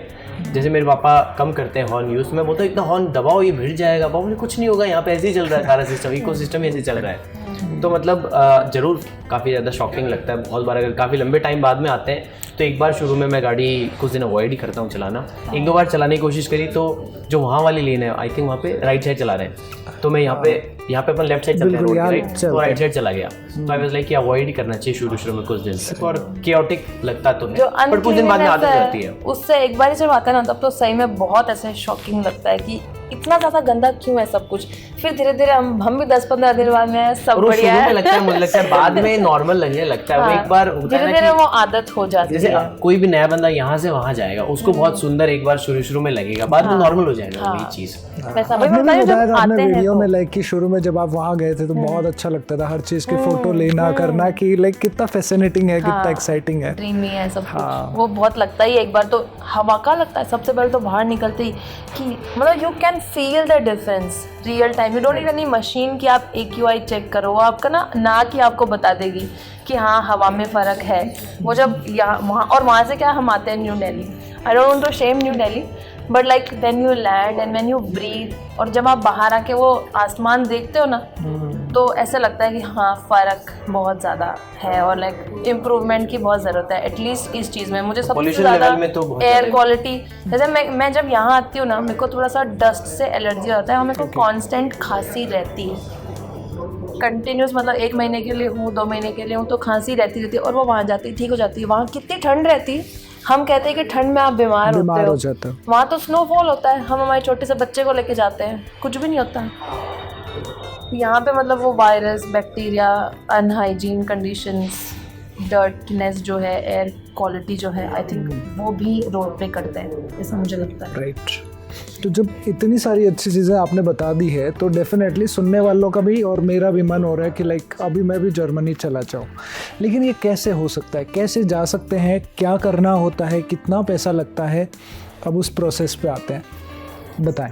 हाँ, मतलब डिपेंड करता है कि क्या किसकी क्या प्रोफाइल है। Okay. जो 12th करके हैं उनके भी जाने के लिए बहुत सारे ऑप्शन हैं। वहाँ जाके आप बैचलर्स कर सकते हो, चाहे वो कोई भी साइंस हो या इंजीनियरिंग हो या मेडिकल फील्ड हो, उनमें भी जा सकते हो। ऑफ कोर्स उसमें जर्मन जो मीडियम है वो रहेगा आपका इंस्ट्रक्शन का। इंग्लिश में भी काफ़ी सारे कोर्सेज अवेलेबल हैं। फिर सेकंड है कि आपने यहाँ पर अपनी बैचलर्स कर रखी है, BA कर रखी है या MBBS कर रखी है, तो वहाँ पे आप अपना पोस्ट ग्रेजुएट परस्यू करने के लिए आ सकता है। और उसमें आपको बहुत सारे ऑप्शंस मिलेंगे इंग्लिश में, इर्रेस्पेक्टिव ऑफ कौन से स्ट्रीम से आपने पढ़ाई की है, चाहे मैनेजमेंट से हो, चाहे फिर साइंस से हो, चाहे फिर आर्ट से भी हो, चाहे एग्रीकल्चर से हो, चाहे इंजीनियरिंग से हो। उसके MS के बहुत सारे कोर्सेज हैं। Okay. वो एक बहुत अच्छा ऑप्शन है जो भी यहाँ के ग्रेजुएट है उनके लिए। थर्ड है कि आप सीधा ही, और MBA भी ऑफकोर्स, थर्ड है कि आप सीधा ही वहाँ पे जॉब यहीं से जॉब सर्च करके चले जाओ।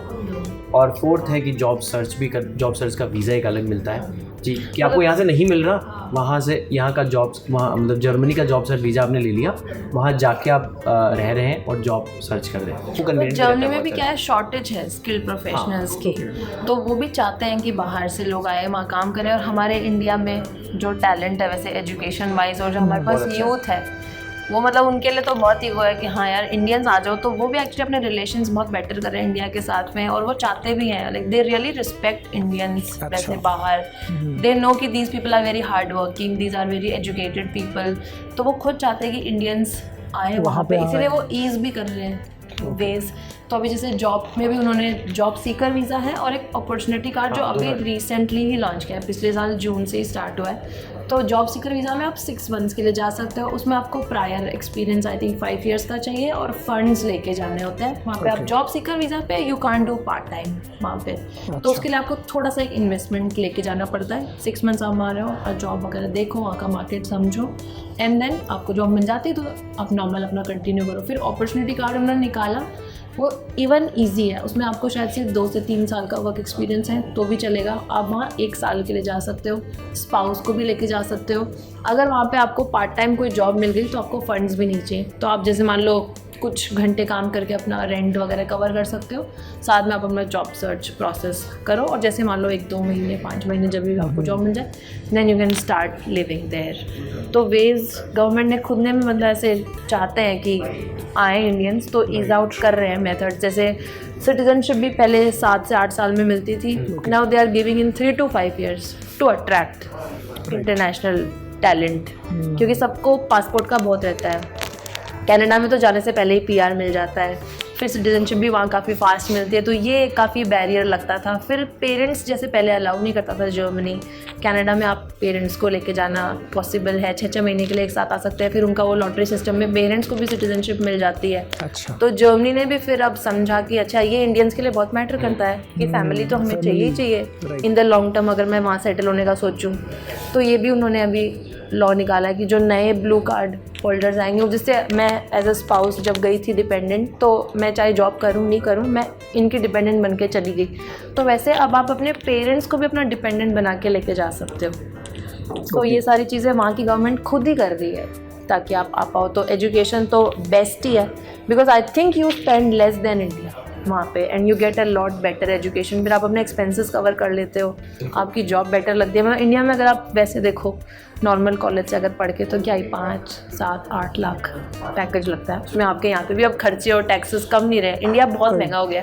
हमें पहले लगता था वहाँ पे बैठ के कि यार जर्मनी कितना महंगा है, this time we have realized India में क्या महंगाई बढ़ गई है, जर्मनी वाले खर्चे हमारे यहाँ हो रहे हैं। तो सेविंग्स भी फिर मुझे लगता है कि मेजर लोगों की वहाँ बेटर हो सकती है। इन जनरल भी मतलब वहाँ पे मेडिकल प्रोफेशनल्स की बहुत ज़्यादा शॉर्टेज है जो यहाँ, इसीलिए इन जनरल अगर आप देखोगे आजकल ट्रेंड है, पहले UAE जाते थे नर्सिंग एंड ऑल जो स्टूडेंट्स थे वो, अब जर्मनी की तरफ इन जनरल यूरोप की तरफ भी बहुत ज़्यादा आउटफ्लो हो गया है इंडियंस का जाने का।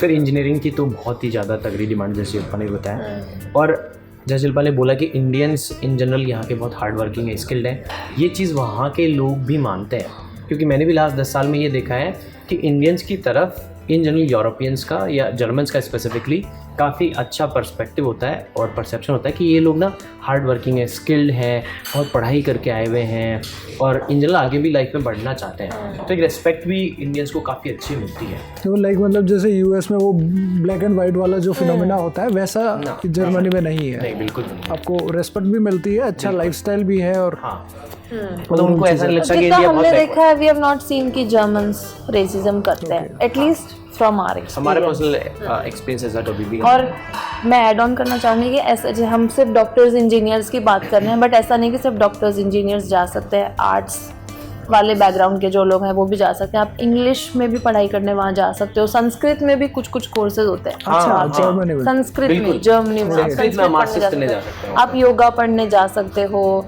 मतलब एवरी फील्ड के लोग जा सकते हैं। जैसे मैं खुद आर्ट से हूँ, मैं डिजिटल मार्केटिंग में जॉब करती हूँ, सो कहीं से भी आईटी का, मेडिकल का कुछ कनेक्शन नहीं। वैसे जर्मन स्पीकिंग कंट्री है, लेकिन आप MS इन इंग्लिश भी वहाँ इंग्लिश लिटरेचर भी कर सकते हैं। अच्छा और बहुत सारे ऑप्शन है, वही BSc, आपने बताया 300 से MSc प्लस पब्लिक यूनिवर्सिटीज है, तो इतनी वेरियस कोर्सेज होने हैं। वो लोग एजुकेशन फील्ड में बहुत टाइम से है, रिसर्च ओरिएंटेड कंट्री भी बहुत ज़्यादा है, वहाँ पे इन्वेंशंस बहुत होते हैं। जर्मनी और स्विट्ज़रलैंड दोनों से बहुत ज़्यादा लोग नोबेल प्राइज़ लेते हैं, पेटेंट्स बहुत फाइल होते हैं वहाँ पे। तो रिसर्च आज से नहीं, बहुत सालों से वहाँ पे होते हुए है। तभी आप देखोगे मेड इन जर्मन का जो क्वालिटी बिल्कुल सही बात है। कहीं ना कहीं बहुत made in Japan, made in Germany जो है। तो मतलब वही सब देख के अपन एक परसेप्शन बना सकते हैं कि जर्मनी में quality of education in general ऐसे ही नहीं हुई होगी। डेकेड से वो रिसर्च हो रहे, तो उनको वैसे स्टूडेंट चाहिए थे, तो उन्होंने मॉडल ऐसा बनाया है बहुत सालों से, जो कि मुझे भी पढ़ के वहाँ पे लगा कि जो टीचर पढ़ा रहा है ना, वो बस पढ़ाने के लिए नहीं पढ़ा रहे हैं, वो they really want to make sure कि अपन समझें उन चीज़ों को, पढ़ें और अप्लाई करें बाहर जाके इंडस्ट्रीज में, या फिर अपनी व्हाटएवर, अगर अपन PhD करना चाहते हैं, आप आगे रिसर्च करना चाहते हैं वैसे। ओपन बुक एग्जाम होते हैं, मतलब इंग्लिश से सुना है मैंने, but like open book exam होते हैं। क्लास में बैठ के खाना खा लो, कॉफी पी लो, टीचर पढ़ा रहा है, कुछ टीचर पढ़ा रहा है, आप अपना पीछे बैठ आपको के नहीं खाना पढ़ने खा का मन सकते कर हो। रहा है, आप उठ के चले जाओ, कुछ भी नहीं बोलेंगे, कोई मुझ के जा बोलेगा रहे आपको भी। बिकॉज दे आर लाइक कि जिसको पढ़ना है वो पढ़ेगा। रोकने से कोई पढ़ाई रोकेगा भी नहीं। ऐसा नहीं कि जिसने बस रट के एग्जाम दे दिया वही। और ओपन बुक, जैसे शिल्पा ने बताया कि आपको काफ़ी सारे, मतलब मान लो फॉर एग्जांपल इस सेमेस्टर में आपके 5 एग्जाम आपको देने हैं, ठीक है। तो उसमें से हाई चांसेस है कि 1 या 2 ओपन बुक एग्जाम हो सकते हैं। उसमें आप अपनी पूरी बुक ले जा सकते हो एग्जाम में। टीचर ने अलाउ करा है, वो टीचर अलाउ करता है कि आप अपनी ले जा सकते हो। बहुत सारे एग्जाम्स में ये अलाउ करेंगे कि आप 2 A4 शीट लेके आ सकते हो पन्ने पे, जितना नोट्स उस पर बनाना है वो लिख के ले जाओ, जितने छोटे लेटर्स बनाने हैं, मतलब जो यहाँ पे चिट होती है, या फिर क्या बोलते हैं, फर्रा आपको 2 पेपर अलाउ करेगा। कोई टीचर 1 अलाउ करेगा, कोई टीचर 2 पेपर आपको अलाउ करेगा। तो 2 पेपर पे फिर बंदे पूरा छोटे लेटर्स में बनाते हैं, जितना आपको डालना है उसमें कंटेंट डाल के लिया। दोनों ऐसा क्यों?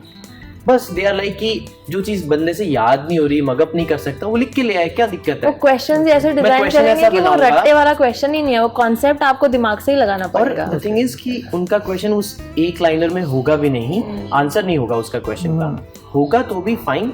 बंदे को जो रटना है वो उससे देख के लिख देगा, कॉन्सेप्ट का आंसर होगा वो लिख देगा, कोई दिक्कत नहीं। मैं ऐसा प्रेशर क्यों डालूं बच्चे पे कि उसको सारा रटना पड़ रहा है? वो समझ लेगा, पूरी बुक तो लिख भी नहीं पाएगा 4 पेज पे, उसको जो याद नहीं हो रहा, जो चैप्टर नहीं समझ में आ रहा, बस वो लिख लाएगा। तो प्रेशर हटाने के लिए वो करते हैं, ताकि बच्चा समझने पे फोकस ज़्यादा करे, ना कि रटने पे। जैसे आपका 2 साल का अगर कोर्स है, आपने 1 साल पढ़ लिया, फिर आपको नहीं मन कर रहा, नहीं अच्छा लग रहा, तो आप दूसरे कोर्स में भी एनरोल करने की पॉसिबिलिटीज़ होती हैं, और आप उसको एक्सटेंड भी कर सकते हो, ब्रेक ले सकते हो। जैसे मेरे भाई ने खुद ने कोविड के टाइम पे ही एनरोल्ड, फिर 1 साल उसने किया, उसके इन द मीन टाइम उसने अपना काम करना भी शुरू कर दिया। देन हमारी मदर का हो गया, सो ही वॉज कन्फ्यूज्ड कि वो जर्मनी जाना चाहता है कि नहीं, तो उसने फिर 1 साल का ब्रेक लिया। तो यूनिवर्सिटी में एनरोल्ड रहा वो, एंड ही डिसाइडेड कि मैं एक्सटेंड करूँगा 1 साल, I will take my time and then I see मुझे जर्मनी जाना है कि मैं यहीं अपना कुछ कर लूँ। बहुत सारे student so you have all those options. अच्छा, बहुत सारे स्टूडेंट सेमेस्टर गैप लेते हैं, 6 महीने के लिए ट्रैवल करते हैं, या 6 महीने जो NGO में काम करते हैं, या फिर 6 महीने के लिए कोई कंपनी में भी जाके काम करते हैं। उस टाइम में प्रॉपर स्टडी का ब्रेक मिलता है। मेरे ऑफिस में मेरे कितने कलीग्स हैं जो बैचलर्स कर रहे थे, 1 साल पढ़ लिया, फिर इंटर्नशिप मिल गई, इंटर्नशिप में अच्छा काम किया, कंपनी ने बोला कि ज्वाइन कर लो फुल टाइम, तो ड्रॉप कर दिया। बैचलर्स ही पूरी नहीं करी, हाँ और और flexible उसमें बहुत है। फ्लेक्सिबल भी है, हाँ। राइट। और 2 साल की मास्टर्स आप चाहो तो 4-5 साल में फिनिश कर सकते हो। कोई आपको ये नहीं बोलेगा कि आपने वो 5 साल क्यों लगाए, क्योंकि और आप बहुत खुद से सारे- गैप लोगे। आप बोलोगे मुझे इस सेमेस्टर में 6 सब्जेक्ट्स हैं, मैं तो 2 के एग्जाम दे के आऊँगा, ये 4 में अगले साल पढ़ूंगा। कोई और बहुत दिक्कत सारे नहीं है। एम्प्लॉयर्स भी ये नहीं बोलते कि हाँ डिग्री लेके आओ फिर ही ये पैकेज मिलेगा या अच्छा। फिर इतना आपने जॉब skills है, आपने मिलेगी। इंटरव्यू क्रैक कर लिया, उन्होंने all आपके done। स्किल्स देख लिए, ठीक है कोई बात नहीं, डिग्री जैसे मेरे मतलब मेरे शहर में दूसरी यूनिवर्सिटी थी, उसमें कुछ फ्रेंड्स थे, उन्होंने 2 साल का कोर्स 3.5 साल में कंप्लीट किया। सेम ही पैकेज उनके लगे, सेम ही हमारे लगे, कोई डिफरेंस नहीं था। उन्होंने अपना प्रैक्टिकल एक्सपोजर और जारी रखा, कंपनीज में काम करते रहे। मेरे कुछ और साथ वाले थे, उन्होंने 2 ही साल में निपटा दिया। तो कोई फुल टाइम जॉब में डिफरेंस नहीं है। जितना ज़्यादा आप प्रैक्टिकल एक्सपोजर लोगे, भले आपको टाइम ज़्यादा लगा बट आपने सीखा कहीं ना कहीं कंपनीज में जाके। सही है। तो प्रेशर एज सच उस कंट्री में हर एक चीज़ में नहीं है, जो किशोर ने बात भी करी। वर्क लाइफ बैलेंस वो ले लेके हर एक चीज़ में बना के तो यूरोपियंस खुद ही I think they are personally वो अपना पीस ऑफ माइंड को बहुत वैल्यू करते हैं, वैल्यू कर, जैसे तो वो अपनी लाइफ को उन्होंने वैसे ही डिज़ाइन करके रखा है कि हमारा काम चल जाएगा बिना प्रेशर लिए भी। सही। जैसे शॉप्स देखोगे आप, तो 7 बजे बंद होनी है तो 7 बजे सन्नाटा छा जाएगा उस एरिया में। 8 बजे सुपरमार्केट्स का कोई एक एरिया जहाँ पे 6-7 सुपरमार्केट एक साथ हैं, 8 बजे उनके सामने एक कालीन दिखेगी, ऐसे बंद होके गायब होंगे कि पता नहीं हो क्या हो गया। ओके। हाँ, ऐसे नहीं, धीरे धीरे लास्ट में आप 1 मिनट पहले भी पहुंचो तो 5 मिनट पहले वो डोर क्लोज कर चुके हैं। आप संडे को enter नहीं सब कर बंद पाओगे। है वहाँ पे। वी आर क्लोज्ड, हाँ साइन बोर्ड लगा देते संडे को सब कोई शॉप नहीं खुलती, कोई तो एक बार शॉपिंग नहीं एक जा medicine सकते, मैंने ग्रोसरी लेनी थी। शॉपिंग नहीं जा सकते आप, मैं एक बार क्योंकि medicine संडे लेनी को थी, सबको मुझे याद रेस्ट है। करना है। वो मेडिसिन लेनी थी, ऑर्डर करी हुई थी मेरी मेडिकल स्टोर पे, घर के पास ही था। तो मैंने उनको बोला कि हाँ मैं शाम को ले लूँगा, तो मैं भूल गया। 4 बजे के आसपास में सुपरमार्केट के पास गया, तो मैं वापस आते टाइम भूल गया। फिर मुझे 5:40 के आसपास याद आया कि अपने को लेके आ रही, तो मुझे 10-15 मिनट वहाँ पहुँचने में लग गए। जैसे ही पहुँचा 6 बजे वो शॉप क्लोज होती है, 2 मिनट बाकी थे, उन्होंने मुझे अंदर नहीं आने दिया। दे बोला कि हम 5 मिनट पहले अंदर का डोर क्लोज करते हैं, विल नॉट ओपन। और वो मेडिसिन भी नहीं थी। दे बोला कि ठीक है कल ले लेना, अगर अभी इमरजेंसी है तो हॉस्पिटल चले जाओ, अदरवाइज कल ले लेना, कोई दिक्कत नहीं है। आई वाज लाइक कि सामने खड़ा हूँ, मैं बात कर पा रहा हूँ उनसे। दे बोला कि नहीं, ग्लास अपने का आप door हाँ close भाई जी कर आ जाओ, दिया। कोई बात नहीं है। अपने यहाँ पे कितना मतलब वही बात कर रहे हैं कि इंडिया में जो चिल फ्लेक्सिबिलिटी है उसके बहुत अपने प्रोज हैं, और वहाँ की पे जो स्ट्रिक्टनेस है उसके भी प्रोज एंड कॉन्स दोनों हैं। राइट। तो मतलब आप ही को बाय द बुक चलना पड़ेगा, तभी आप वहाँ पे सॉर्ट ऑफ मैनेज करके सर्वाइव कर पाओगे, अदरवाइज मतलब दोनों इरिटेटिंग भी जगह लग सकता है वहाँ दोनों का। जगह के अपने अपने फायदे नुकसान। कुछ लोगों को वहाँ के जो है ना ये नहीं समझ में आता है, इतने रूल्स क्यों हैं, इतना पेपर वर्क क्यों है, यहाँ पे हाउस हेल्प नहीं है, इतना मुझे ड्राइविंग Not में easy to डिफिकल्टी नहीं survive है। चाहिए। तो बहुत सारे लोग छोड़ के वापस भी आते हैं, जो जर्मनी जाते हैं उनको नहीं जमता, फिर उनको वो इंडिया की जो लाइफ है, सोशल लाइफ है, जो अपनी फैमिली के पास रहना है, फ्रेंड्स, और जो अपॉइंटमेंट कल्चर है कि हाँ भाई दोस्तों से भी मिलने के लिए पूरा टाइम डिसाइड करो पहले, वो सब नहीं जमता तो आ जाते हैं वापस। सही है, सबका अपना अपना। सबका हाँ, और वहाँ पे रह के भी you do miss all these things. हम भी क्रिप करते हैं, हम अभी तारीफ कर रहे हैं बैठ के, बट हम बहुत सारी चीज़ों के लिए बहुत बारी क्रिप करते हैं कि यार क्या है यार, ऐसे क्यों है यार, अपना इंडिया ही अच्छा है। बट जब आप 1-to-1 कंपैरिजन करते हो and then you have to see, हमने प्रॉपर एक्सेल शीट्स बनाई हैं, कितनी बारी बैठ के हमने प्रॉपर 1-to-1 मैपिंग करी है कि ये चीज़ जर्मनी में बेटर है, ये इंडिया में अच्छी है, ये हमारे लिए कितनी प्रायोरिटी पे आती है, इसको मैं 5 नंबर दूंगी, इसको मैं 1 नंबर दूंगी, फिर हम पूरे पॉइंट्स निकालते हैं। And that's how we have decided कि हाँ यार प्रैक्टिकली या फिर हमारे बच्चे के फ्यूचर के लिए Germany is may be for now. मतलब ऐसा कोई हार्ड एंड फास्ट कह नहीं सकते, मुझे लगता कि मतलब सबका जर्मनी अपने इज वो होते बेटर, बट अभी फॉर नाउ ऐसा हमें लगता है कि हाँ for ठीक है, फॉर सम इयर्स हम यहाँ पे सर्वाइव कर सकते हैं। दैट टू फॉर अस, सबका इंडिविजुअली अपना वो डिसीजन, अपनी चॉइसेस, लाइफ की प्रायोरिटीज़ हो सकती है। आपने जर्मनी जाने के तरीके तो बताए, लेकिन एक एवरेज अगर किसी माइंड अब चाहिए आइडिया कि कितना पैसा लगता है, मतलब कितने से कितने पैसे में जा सकता है इंसान? तो अगर फॉर एग्जांपल आपको मास्टर्स करने जाता है, वही मोस्टली कॉमन है इंडिया में, ओके। तो उसके लिए आपको ब्लॉक्ड अकाउंट ओपन करना पड़ता है, जो कि आपके खुद वो के नाम पे बैचलर्स open- मास्टर्स दोनों के लिए वैसे दोनों के लिए same वैसे सेम, बट दोनों की फीस स्ट्रक्चर, दोनों का टाइम ड्यूरेशन अलग है। तो मैं मास्टर से स्टार्ट करता हूँ, तो उसमें आई थिंक आपको अराउंड 11 लाख रुपीज़ के आसपास अपने ब्लॉक्ड अकाउंट में जमा कराने पड़ता है, ब्लॉक्ड अकाउंट जिसमें से आप पैसा एक्सेस नहीं कर सकते। जिसमें से आप ऐसे ही एक रैंडम अमाउंट नहीं एक्सेस कर सकते। आपको मंथली उसमें से 11 लाख डिवाइड बाई 12 मंथ्स में आपको सारा पैसा 1 मंथ की 12 Installments पे आप आप ही के सेविंग्स अकाउंट में आ जाएगा। आप ही का ब्लॉक्ड अकाउंट है, आप ही के नेम पे ओपन होता है, ठीक है। वो कोई भी थर्ड पार्टी प्रोवाइडर से आप ओपन कर सकते हैं। तो मतलब वहाँ की गवर्नमेंट ने इंश्योर किया है कि वहाँ जाके आप होमलेस नहीं हो जाओ, इसलिए आपको आप उतना government से पैसा support ना तो मांगो। एक बार ही होना लेके चाहिए, जाना है। राइट। हाँ तो वो आपको 11 लाख रुपीज़ चाहिए। बाकी आपको आपकी जो भी एजुकेशन थी उससे आपने अप्लाई किया, आपके पास एडमिशन लेटर है। अगर पब्लिक यूनिवर्सिटी का है तो फीस के नाम पे जैसे मैंने शुरू में बताया 20 से 25 हज़ार रुपये एक सेमेस्टर के चाहिए। तो अगर आपका 4 सेमेस्टर का कोर्स है तो वही 1 लाख रुपए के आसपास आपको फीस चाहिए। And then flight tickets, visa is very cheap, 7 से 8 हज़ार रुपये में जो मेरा वीज़ा मिलता है। और ओवरऑल 1-2 एग्ज़ाम्स होंगे, आईएलटीएस का एग्ज़ाम होगा वो 15 हज़ार रुपये का, वो एक एग्ज़ाम होता है 10 से 15 हज़ार रुपये का। फिर आप जो अपनी एप्लीकेशंस करोगे उसमें मान लो आपने 10 से 15 यूनिवर्सिटी में करा तो 15-20 हज़ार रुपये कुरियर के लग जाएंगे। सब में कुरियर भेजना भी नहीं पड़ता, ईमेल से भी होता है। कुछ यूनिवर्सिटीज़ में फ़ीस एप्लीकेशन फ़ी लगती है यूनी असिस्ट के थ्रू, वो 2 से 3 हज़ार रुपये एक यूनिवर्सिटी के फ़ीस के लग सकते हैं। तो ले दे के 30 हज़ार रुपये में आपका एप्लीकेशन प्रोसेस हो जाएगी। 10 हज़ार रुपये वीज़ा के लग गए, 40 हज़ार रुपये के आसपास आपकी फ़्लाइट की टिकट आ जाएगी 80, एंड 10-20 और रेंडम एक्सपेंसेस हो गए, 1 लाख रुपीज़ वो हो गए। हेल्थ इंश्योरेंस वगैरह लेके जाओगे तो 1 लाख रुपीज़ में आप यहाँ से वहाँ जा सकते हो। 1 से 1.5 मैं कहूँगा, 1 is on the lower side, and 11 lakh rupees आपको फंड शो करने पड़ेंगे। And I think that's all. मतलब 15 के अंदर अंदर मतलब ये 15 काम के हो गया। अंदर और वो जो 11 लाख आप लेके जा रहे हो उसमें स्टूडेंट्स क्या करते हैं, जाते हैं 1-2 महीना ऑफकोर्स उनको लगता है सेटल होने में। उसके बाद में मोस्टली काफ़ी सारे स्टूडेंट्स होते हैं वो पार्ट टाइम जॉब कुछ ना कुछ पकड़ लेते हैं। कुछ को जैसे वही रेस्टोरेंट में डिलीवरी वगैरह में वैसे मिल जाती है, कुछ को अपनी कंपनी में मिल जाती है, इंटर्नशिप वगैरह, स्टूडेंट जॉब्स वगैरह। तो उतना तो वहाँ पे ना कमा लेते हैं कि वो जो महीने का खर्चा होता है ना, मतलब 60-70 हज़ार रुपये, 80 हज़ार रुपये तक वो अपना निकाल लेते हैं। तो कितने ही स्टूडेंट्स हैं जो ये 11 लाख रुपए जो लेके जाते हैं ब्लॉक्ड अकाउंट के, वो टच ही नहीं होते उनके, पूरे के पूरे सेव हो जाते हैं। फिर अगले साल भी वही अमाउंट दिखा देते हैं, फिर अगले साल भी पार्ट टाइम जॉब करके अपने खर्चे बचा लेते हैं, और उसके बाद में फिर जॉब लग जाती है तब तक। तो ये अमाउंट भी ऐसा नहीं है कि आपकी खर्च हो जाएगी, बट हाँ ये इतना आपको ये चाहिए, रिक्वायरमेंट है।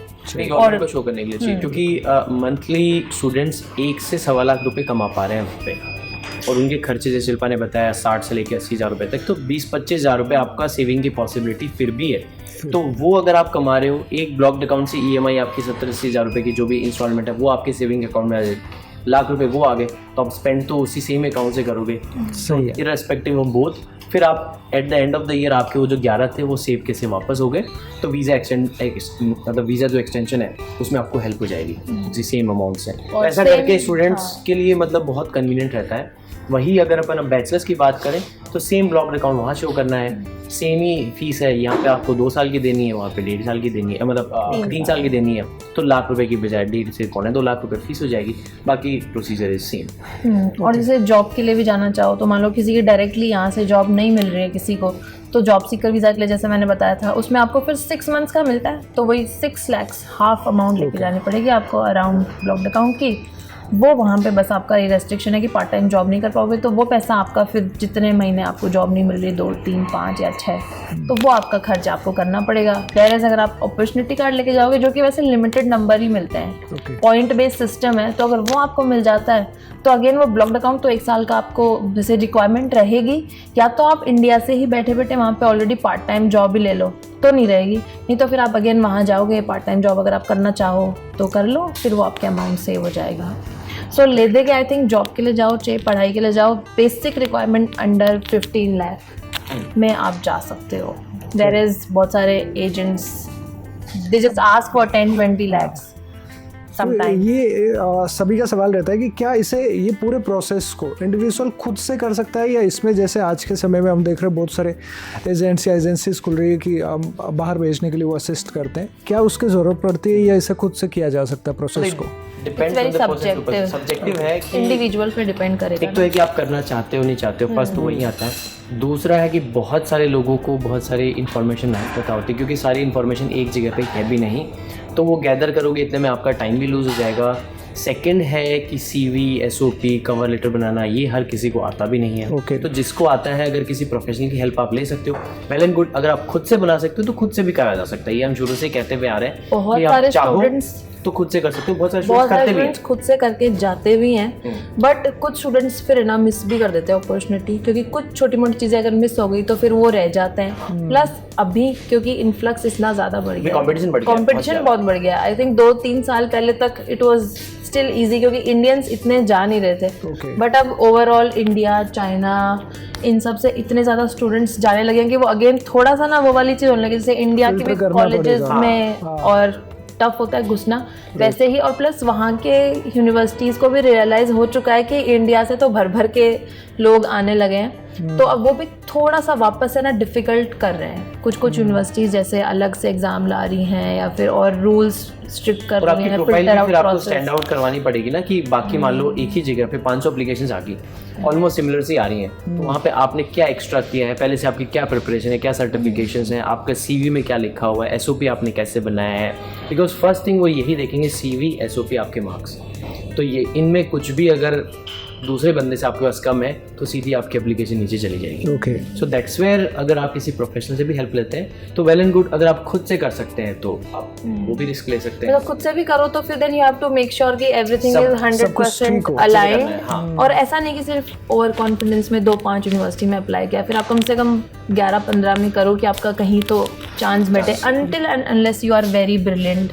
और वो बात अलग है, प्रोफाइल but ही ऐसी है कि वो लोग course, आप ही जैसा हाँ। स्टूडेंट ढूंढ रहे हैं, सही बात है। तो फिर हाई चांसेस हो सकता है कि आपको मिल जाएगा, बट स्टिल उसमें भी वेरी करता है आपने कैसी एप्लीकेशन बनाई, सीवी, मतलब बहुत सारे स्टूडेंट्स ना हमें पूछते हैं कि मुझे कितने नंबर चाहिए या फिर मेरे इतने सीजीपीए हैं तो हो जाएगा क्या, मेरे पास ये एक्सपीरियंस है। एक्चुअली वहाँ की यूनिवर्सिटीज़ का सिर्फ एक कोई क्राइटेरिया है ही नहीं लेने का, Okay. वो पूरी प्रोफाइल देखते हैं, आपने क्या प्रोजेक्ट्स करे हुए हैं, आपको क्या एक्सपीरियंस है, आप क्यों ये कोर्स करना चाहते हो। लाइक जो लेटर ऑफ मोटिवेशन आप बनाते हो उसमें आप एक्चुअली ये बताते हो कि why do you want to pursue this, और उससे उस मतलब उस कंट्री में भी आप क्या कंट्रीब्यूट करोगे Right. और कैसे आप है ना हेल्प करोगे। तो उसमें फिर वो स्टूडेंट्स कॉपी पेस्ट अगर कर दोगे आप तो वो उनको भी समझ में आ ही जाता है। बिल्कुल तो सही। You have to really show your dedication also कि आप क्यों इस कोर्स के लिए बेस्ट हो, कोई और स्टूडेंट क्यों नहीं है, आपके क्या स्किल्स हैं, आप कैसे कंट्रीब्यूट करोगे आगे, आप फ्यूचर में फिर क्या करोगे उस नॉलेज के साथ में। ऐसा नहीं ना सिर्फ पढ़ लिया, वो भी चाहेंगे कि हाँ उनकी कंट्री में रह रहे हो, पढ़ के जा रहे हो तो उनकी कंपनीज़ को भी आप फिर आगे बढ़ाओ, उनकी सही कंट्री बात को है। आगे बढ़ाओ। तो ऐसे बहुत सारी चीज़ें हैं जो डिपेंड करती हैं आपका ओवरऑल आपके प्रोफाइल डॉक्यूमेंट्स भी सिलेक्शन सॉफ्टवेयर से चेक हो रहे हैं, प्लेगरिज्म किया है नहीं किया है, हाँ। मतलब आपने कहीं से कॉपी पेस्ट किया तो they will find out online, कहीं से भी अब आप जैसे कॉपी करके उन्होंने- लेके आए हो हाँ। तो फाइंड आउट कर लेंगे कि हमने कितना परसेंटेज ऑफ, एक मान लो A4 शीट पे आपने लेटर ऑफ मोटिवेशन लिखा है या 2 पेज पे लिखा है, पहले- फाइंड आउट कि कितना परसेंटेज आपने कहीं और से कॉपी किया हो, हाँ। तो वहीं पे ही आपके माइनस हो गया सारा ओके, और आई थिंक 2 साल पहले तक APS सर्टिफिकेट नहीं होता था। अब आपको जैसे अगर पढ़ने के लिए जाना है तो पहले एक APS सर्टिफिकेट आपको लेना पड़ता है, ये क्या होगा? जिसमें आपका जैसे वो यहाँ का जो एजुकेशन है उसकी वो ऑथेंटिसिटी चेक करते हैं। बिकॉज डॉक्यूमेंट्स हैं अगेन कि नहीं। कुछ स्टूडेंट्स ने आई थिंक करा होगा ऐसा कि फेक हो गया, या फिर जो नॉट सो गुड यूनिवर्सिटीज़ हैं उनके स्टूडेंट्स अगर वहाँ वो नहीं चाहते अब कि अगर वो इंडिया में ही अगर अच्छे यूनिवर्सिटी से नहीं पढ़े हो तो maybe they want to filter it out that way. तो जैसे कुछ यूनिवर्सिटीज़ है जो उन्होंने अपने वो उसमें डेटाबेस में नहीं वो कर रखी हैं कि हमें नहीं चाहिए इस यूनिवर्सिटी से, वो एनामेंट डेटाबेस जो है वो अप्रूव नहीं है, तो वो स्टूडेंट्स फिर अप्लाई नहीं कर पाते हैं। मतलब जो मैंने बताया आपको डिफ़िकल्ट बना रहे हैं अभी। फिर आपके सारे डॉक्यूमेंट्स जो भी आपका वर्क एक्सपीरियंस कॉलेज मान लो जैसे अगर मास्टर्स के लिए अप्लाई कर रहे हो तो बैचलर्स वालों के जो भी हैं वो सारे आपको सबमिट करने पड़ेंगे। दे विल चेक कि ये ओरिजिनल है कि नहीं, फेक तो नहीं बने हुए हैं, फिर आपको सर्टिफिकेट मिलता है, फिर ही आप अप्लाई कर सकते हो। हाँ, तो ऐसे they are making it difficult now. अभी जैसे हमने काफ़ी सारी बात कर ली, लेकिन हो सकता है फिर भी किसी इंडिविजुअल का कुछ और सवाल हो या वो कुछ और जानना चाहे, उसकी अपनी कुछ इंक्वायरीज हो सकती है। तो आप लोग जैसे इतने टाइम से वहाँ पे रह रहे हैं, आपके वीडियोस हमने बहुत सारे देखे, तो क्या ऐसा पॉसिबल है कि आप लोग भी एज ए एजेंसी उन लोगों को सपोर्ट कर सको या किसी तरीके से गाइडेंस प्रोवाइड कर सको? बिल्कुल, मतलब पहले हम लोग YouTube के थ्रू ही एजुकेट कर रहे थे, अब हमें इतने सवाल आ रहे हैं इतने सालों से कि सर आप लोग कुछ गाइडेंस प्रोवाइड करते हैं कि आपकी कोई कंसल्टेंसी है क्या, तो हम इतने सालों से मना ही करते आ रहे हैं बिकॉज हमने कभी उसको उस तरीके से परस्यू नहीं किया है। ओके, बट रिसेंटली हमने स्टार्ट किया है एंड टू एंड, हम स्टूडेंट्स को या फिर जो वर्किंग प्रोफेशनल्स हैं उनको हम end to end guidance provide करते हैं, starting from their application until their visa application तक, और बाद में वहाँ जाने के बाद में भी अगर वो जॉब सर्च में उनको कोई हेल्प की नीड है, गाइडेंस की नीड है, तो जो हमारा एक्सपीरियंस है, हमने वेरियस कंपनीज में काम किया है, जर्मनी में भी किया है, इंडिया में किया है, तो we do provide that writers, और वो हमें रीच आउट कर सकते हैं। जो हमारी ईमेल है contact@climbabroad.co.in, जो कि हमारी इंस्टा हैंडल के अंदर में भी दी हुई है और यूट्यूब में भी प्रोवाइडेड है। तो हमने ये रिसेंटली इसी साल से स्टार्ट किया, मतलब 2024 के एंड से स्टार्ट किया है, एंड अभी ऑलरेडी हमारे पास काफ़ी सारे स्टूडेंट्स की एप्लीकेशन आ भी चुकी हैं और हम लोग उसको कंटिन्यू भी करेंगे, क्योंकि एक वही होता है कि हमारी कुछ भी नॉलेज से अगर किसी की हेल्प हो सके तो that is well and good for both the parties. तो हमें ही ऐसे कमेंट्स आने लगे थे, वीडियो ही बनाते हाँ, रहोगे कि हमें पहुंचाओगे भी वहाँ, मतलब बहुत सारे स्टूडेंट्स हैं, दे वर लाइक कि हमसे नहीं हो पा रहा है। हमसे नहीं तो लिटरली ऐसे कमेंट आते थे कि आपने जर्मनी को कनाडा तो बना दिया, लेकिन बुलाओ तो सही हमें। सही है। तो that's why like we have now started, so of course जिनको जरूरत है इनकी they can जो भी connect। डिटेल्स है, कॉन्टेक्ट डिटेल्स है, वो डिस्क्रिप्शन में भी है और आपकी स्क्रीन पे भी है, ताकि आप इनसे कांटेक्ट कर सकें और जो भी आपको हेल्प चाहिए वो आप पा सकें। अब हम बात करते हैं आपके यूट्यूब की वंस अगेन, कि लाइक काफ़ी बड़ा हो चुका है आपका YouTube family. So what next, आगे आप किस तरीके से, जैसे आप अब तक कंसल्टेंसी नहीं दे रहे थे, अब आपने ये शुरू किया, तो व्हाट नेक्स्ट? मतलब मेरे अकॉर्डिंग तो हम अभी तो यूट्यूब को ही परस्यू करेंगे, यूट्यूब और इंस्टाग्राम को, कि और ज़्यादा अवेयरनेस क्रिएट कर सके, जो भी अब तक नहीं की है वो नई चीज़ें बता सके, और मल्टीपल कंट्रीज़ के बारे में भी बताएं, जो कि हमने लास्ट ईयर से स्टार्ट किया है, कि नॉट ओनली जर्मनी, सराउंडिंग जो कंट्रीज़ हैं, फिर यूएस है, यूके है, फिर न्यूजीलैंड है, कनाडा है, इनके बारे में बताना स्टार्ट कर दिया है। और कंसल्टेंसी तो एक वन थिंग है ही जो हमने शुरू कर दी है। इसके बाद में भी और भी डिजिटल प्रोडक्ट्स हैं, कुछ भी जो आएगा थ्रू द जर्नी वही करेंगे। अभी कोई ऐसा हमारे फिक्स माइंड में नहीं कि ये हम नया करने वाले, ये 3 चीज़ें हैं जो हम अभी कंटिन्यू करेंगे। यूट्यूब भी हमने random out of hobby start किया था, फिर धीरे धीरे एक पर्पस मिला, उसके थ्रू किया, फिर लोगों ने ही बोला कि आप मदद भी करो कि हम भी पहुंच पाए वहाँ। तो देन वी रियलाइज कि आफ्टर 4 इयर्स हमारे लिए मतलब काफ़ी हमें हेक्टिक लगता था कि फुल टाइम जॉब के साथ में कैसे कर पाएंगे, क्या हम हमारा 100% दे पाएंगे। तो अब हम उस कंडीशन में आ गए हैं कि हाँ भाई हम दे सकते हैं अब हमारा 200% स्टूडेंट्स को, बिकॉज पहले हमने नहीं किया कि यार फुल टाइम जॉब के साथ में अगर किसी स्टूडेंट का हमने किसी स्टूडेंट के साथ में अगर 100% नहीं दे पाए, उसका अगर नहीं हुआ एडमिशन, तो फिर वो लाइक हमारे को कितना वो गिल्ट होगा। So now we are that much capable कि हम वो कर सकते हैं। सो वी आर थिंकिंग कि हाँ चलो अब ये करेंगे हम, उसके बाद में आगे देखो। अभी मतलब वो नहीं होता, देखो ये कारवा हमें कहाँ लेके जाएगा, जो समझ में आएगा वही करते जाएंगे। जैसे अभी जर्मनी का इतना है, फिर हमने खुद ने भी, जैसे सचिन ने लग्जमबर्ग में जॉब करी, so we got to know about that country. तो अब हम खुद से जा के वी वांट टू एक्सप्लोर कि और कंट्रीज में क्या क्या है। रियल टाइम स्टूडेंट से मिले जो फ्रांस में पढ़ रहे हैं, इटली में पढ़ रहे हैं, बहुत सारे इंडियंस वहाँ पे भी हैं। रियल टाइम नॉलेज हम गैदर करेंगे और उसके बाद में अगर स्टूडेंट्स की हेल्प कर पाएँ या फिर वर्किंग प्रोफेशनल्स की कर पाएँ तो वो हम कोशिश करेंगे। That's the plan. बहुत बढ़िया, हमारी तरफ से बहुत शुभकामनाएं। और आखिर में मैं ये चाहता हूँ कि अब कुछ चीज़ें ऐसी हो सकती है, कुछ स्टेप्स ऐसे हो सकते हैं जो मिस हो गए होंगे, तो आप अभी जो फॉरेन में लाइक दुनिया में कहीं भी जो जाने का प्लान कर रहे होंगे, उन लोगों के लिए आपका क्या मैसेज है वो आप ज़रूर बताएं।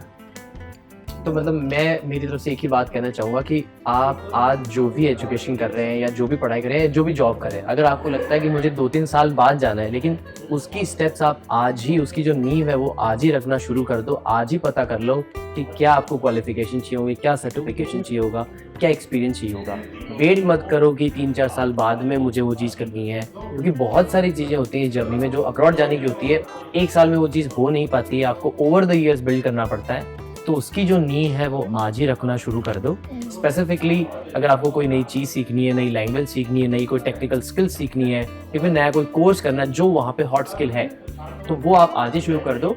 That will help you to make your journey more smoother. और मैं अपने एक्सपीरियंस से ये बोलना चाहूँगी कि अगर आपको लग रहा है कहीं पे भी कि आपको ये करने की इच्छा है, लेकिन अगर आप अंडर कॉन्फिडेंट हो या फिर आपको लग रहा है आप नहीं कर पाओगे, तो मैं अपने पर्सनल एक्सपीरियंस से बोल सकती हूँ कि आप कर सकते हो। मतलब मैंने खुद ने ऐसी चीज़ें, मतलब मैं सोचती थी जब मैं जॉब करती थी इंडिया में कि यार मैं भी जाऊँ फॉरेन पे, मुझे लगता था यार I am not that brilliant, मैं नहीं जा सकती, बट मैंने वहाँ पे जॉब भी ग्रैब करी। फिर यूट्यूब में भी जब मैंने अपना फर्स्ट वीडियो बनाया, उसके बाद में मैंने वो वीडियो पब्लिश 5 महीने बाद किया, because I was so scared कि मेरी आवाज़ लोग सुन के मुझे कितना जज करेंगे। एंड देन जब मैंने अपना वीडियो डाला, सर मेरे को सबसे ज़्यादा कमेंट्स आते थे कि आपकी आवाज़ कितनी अच्छी है। Like it was so shocking for me. So मैं अपने पर्सनल एक्सपीरियंस से बोल रही हूँ कि समटाइम्स है ना, हम खुद ही है ना हमारे को स्टॉप कर लेते हैं. तो अगर आपको फॉरेन जाना है या फिर लाइफ में इन जनरल कुछ भी करना है, थोड़ा सा भी आपका मन है, गो फॉर इट. मतलब ये सिर्फ बोलने की बातें नहीं होती है, जो बड़े लोग भी बोलते हैं कि करो, डू इट. एक आइडिया में कुछ नहीं है, एग्जीक्यूशन में है. तो just go for it, do it. And अगर अब आप बाहर जाते हो तो वेल प्रिपेयर्ड होके जाना, बिकॉज इट्स वेरी डिफरेंट. और थोड़े टाइम के लिए ना खुद को मतलब स्ट्रांग रखना है. बहुत सारे स्टूडेंट्स होते हैं वो जाते हैं, नहीं जमता, वापस आ जाते हैं. तो वैसा मत करना, धीरे धीरे मतलब it all gets better. That's wonderful. तो हमने बहुत सारी बात करी शिल्पा और सचिन से.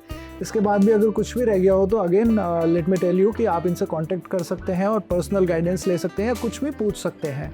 और क्रिएटर ऑफ द मंथ के इस वीडियो में हम इन दोनों से मिले और इनकी पूरी यूट्यूब जर्नी और साथ में ही इनका जो जर्मनी का जर्नी है वो सारी चीज़ें हमने जानी. बहुत मज़ा आया. और सिर्फ ये वीडियो देखना नहीं है, इनके चैनल को सब्सक्राइब भी करना है, इंस्टाग्राम पे भी कनेक्ट होना है, ताकि आपको आज जितनी बातें पता चली है उससे और कहीं ज़्यादा चीज़ें आप भविष्य में लगातार पता कर सको, इनको और ज़्यादा जान सको. जर्मनी आप घूम सको या जहाँ भी ये लोग जाते हैं वो चीज़ें आप भी देख के फील कर सको. और जो इंडिया में और फॉरेन कंट्रीज़ में जो डिफ्रेंशिएट की बात हमने करी, वो भी चीज़ें आप बहुत ज़्यादा बेहतर तरीके से देख सको, खुद को इम्प्रूव कर सको, अपने कंट्री को, अपनी लोकेलिटी को आप ज़्यादा बेहतर बना सको. और मैं उम्मीद करता हूँ कि अगर हमारे लाइक पॉलिटिशियंस हैं वो भी इनके वीडियोस देखेंगे तो वो भी शायद इस पे काम कर सकते हैं कि अपने लोकल एरिया को कैसे डेवलप करके सुधारा जा सकता हमको ना कुछ कमेंट्स आते हैं कि जर्मनी की सरकार ने कितने पैसे दिए इतना प्रमोट कर दिया है. तो आई होप सोशल मीडिया पे आपको कुछ भी सुनने को मिल सकता है. हाँ. और सर मैं आपको भी बोलना चाहूँगी कि आप भी बहुत अच्छा काम कर रहे हो. I really like what you are doing. और मैं भी चाहूँगी कि ऑलरेडी आप सीकर को इतना प्रमोट करो. आजकल सोशल मीडिया के माध्यम से लोग कहाँ से कहाँ बैठे से, हम जर्मनी से बैठ के भी पर्टिकुलरली सीकर के बारे में इतना कुछ जान पाते हैं. तो वी रियली होप कि आपका भी पेज बहुत ग्रो करे. और जैसे हम जर्मनी के बारे में इंडिया में इन्फो देते हैं, आपका पेज इतना ग्रो करे कि सीकर के बारे में पूरा देश और दुनिया में नाम हो. सो आप भी बहुत अच्छा काम करें. Keep up the good work. Thank you so much for having अस. बहुत अच्छा लगा आपसे हमें बात भी करके. बहुत अच्छा लगा आप लोगों से बात करके और इतना सब कुछ जान के. और वी रियली लुक फॉरवर्ड कि जब आप इंडिया आए तो हम फिर से नई चीज़ों पे बात कर सकें. और हम चाहते हैं कि इसी तरीके से जो लोग बाहर रहते हैं वो लाइक मतलब एक गेट टुगेदर या मीटअप काइंड ऑफ चीज़ हो, ताकि बहुत सारे लोग एक जगह पे बैठ के अपने एक्सपीरियंस शेयर कर सके. तो जो भी लोग बाहर रहते हैं वो आप ना मतलब कमेंट करके या DM करके बताते रहो, ताकि एक किसी समय पे इस तरह की चीज़ करी जा सके. तो थैंक यू वेरी मच आप लोगों को आने के लिए और इतना समय देने के लिए. बहुत बहुत धन्यवाद. Thank you. और आप लोग इस वीडियो का इतना देख चुके हैं तो आप सब्सक्राइब ज़रूर कर लीजिएगा फ्लाइंग अब्रॉड के चैनल को और फ्लाइंग अब्रॉड व्लॉग्स को भी, ताकि आपको और बहुत सारी इन्फॉर्मेशन मिलती रहे. सीकर संदेश को भी. और हम जल्द ही आपसे मिलेंगे फिर से क्रिएटर ऑफ द मंथ के नए एपिसोड में एक नए क्रिएटर के साथ में. Thank you.